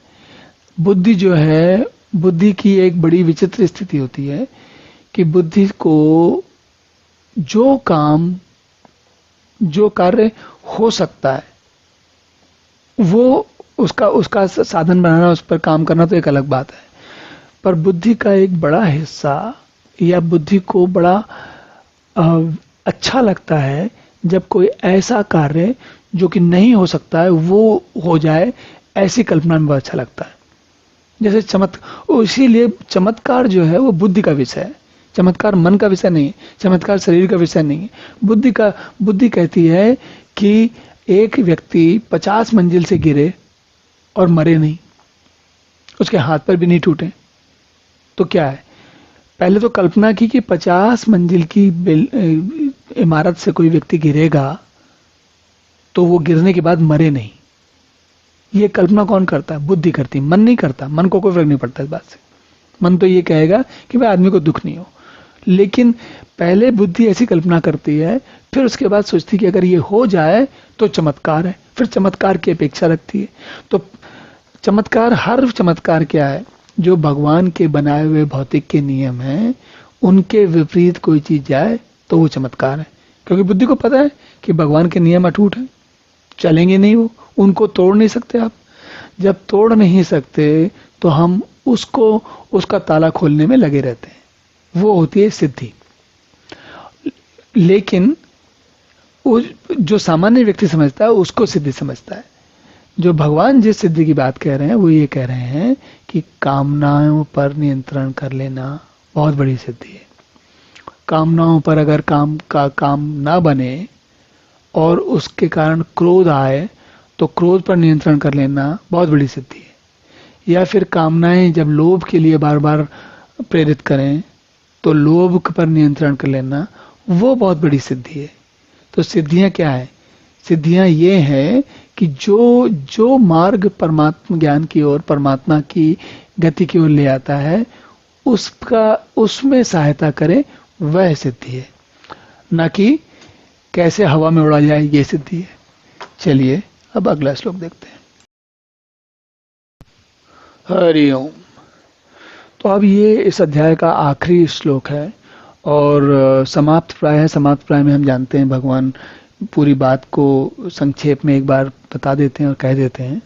तो अब भगवान कहते हैं कि तस्मात् शास्त्रम प्रमाणम ते कार्याकार्य व्यवस्थितौ ज्ञात्या शास्त्र विधानोक्तम कर्म कर्तुम यह अर्हसि। कहते हैं तस्मात्, इससे तेरे लिए इस शास्त्र में, इस कार्य को व्यवस्थित रूप से कार्य को करने में वो जो शास्त्र प्रमाण है, जो बात तुम्हें बताई जा रही है, उसको जानो और सही तरीके से, सही शास्त्र विधि से जो कार्य करने चाहिए वो करो। अब ये सही शास्त्र विधि क्या है, कर्तव्य और अकर्तव्य क्या है, और उन दोनों में शास्त्र प्रमाण कैसे है, और क्या शास्त्र विधि है, वो उससे शास्त्र विधि नियत कर्म ही करने योग्य है, इसका क्या अर्थ है, चलिए समझते हैं एक बार। तो कर्तव्य और अकर्तव्य का अर्थ है, जो कर्तव्य मतलब जो करने लायक कार्य है, जो क्या करने लायक कार्य है। मान लीजिए कि हम जैसे जीवन हमारा जब थोड़ा आगे बढ़ता है, हमें समझ में आता है, तो हम लोगों के साथ प्रेम भाव रखें, उनसे सौहार्द रखें, उनके बारे में भला चाहें, और अपने तभी हम अपने मन को सुखी कर पाएंगे। जो इच्छाएं हमें दौड़ाती हैं उनको थोड़ा थोड़ा नियंत्रण में रखें, तो ये सब करने लायक कार्य है। अकर्तव्य क्या है, अकर्तव्य क्या था कि भाई कामनाएं निरंकुश नहीं होनी चाहिए, क्रोध निरंकुश नहीं होना चाहिए, लोभ और मोह निरंकुश नहीं होना चाहिए, बल दर्प अभिमान अहंकार और वो सब स्वयं को सबसे अधिक श्रेष्ठ समझने की चेष्टा, ये सब अकर्तव्य है, न करने लायक स्थिति है। और भगवान कह रहे हैं कि ये सबका जब विवेक कर लेंगे, आप समझ लेंगे क्या करने लायक है और क्या करने लायक नहीं है, तो क्या होगा, उससे आपका मन शांत होगा, बुद्धि शांत होगी। और जब बुद्धि शांत होगी तो आप कार्य को उस तरीके से करेंगे जो सबके लिए होगा, प्राणी मात्र के भले के लिए होगा। देखिए, दैवासुर संपदा में जो विशेषता क्या है, एक दैव है और एक असुर है। देव का अर्थ होता है जो दूसरों के बारे में भला सोचते हैं। हम जैसे देवताओं की पुराणों के बारे में, पुराणों में भी जब उनके बारे में सोचते हैं, तो मान लीजिए अग्नि है या जल है, वरुण देवता है या इंद्र देवता है, वो क्या कर रहे हैं, वो उनकी विशेषता क्या है, वो हमें कुछ अच्छा देते हैं, कुछ हमारे लिए जीवन के लिए कोई ऐसी स्थिति उत्पन्न करते हैं जिससे हमारा जीवन सुखमय होता है। और दूसरी तरफ जो आसुरी संप्रदाय है, वो क्या है, असुर क्या है, असुर क्या करते हैं, हमारे लिए कोई ना कोई समस्या उत्पन्न करते हैं, कोई कठिनाई उत्पन्न करते हैं, कोई कष्ट का कारण उत्पन्न करते हैं, कोई उलझन का कारण उत्पन्न करते हैं, कोई अपमान क्षोभ और जो जितने भी नेगेटिव जो हमारे क्वालिटीज होती हैं, गुण होते हैं, उनमें प्रवृत्त करते हैं। तो भगवान ये कह रहे हैं कि शास्त्र विधि से वो कार्य करो, कैसे, कामनाओं क्रोध और लोभ को नियंत्रण में रखते हुए जो करने लायक कार्य है, कर्तव्य और अकर्तव्य की जो अंतर में समझा था हमने, उसको शास्त्र विधि से, शास्त्र विधि का मतलब यह, शास्त्र विधि का विशेष मतलब यहाँ केवल इतना ही है कि जो सही तरीका पहले से बताया गया है और जो हमें भली भांति बुद्धि पर परखा जा सकता है, उसके हिसाब से समझ के काम करें, ताकि व्यक्ति ना अपने लिए समस्या उत्पन्न करे, ना और लोग किसी के लिए समस्या उत्पन्न करें। नहीं तो किसी न किसी प्रकार से उसका आज का जीवन नरक होगा और आगे के जीवन भी नरक हो जाएंगे। चलिए अब अगला श्लोक देखते हैं, अगला अध्याय देखेंगे। ओम पूर्णमिदः पूर्णमिदं पूर्णात् पूर्णमुदच्यते पूर्णस्य पूर्णमादाय पूर्णमेवावशिष्यते। ओम शांति शांति शांति।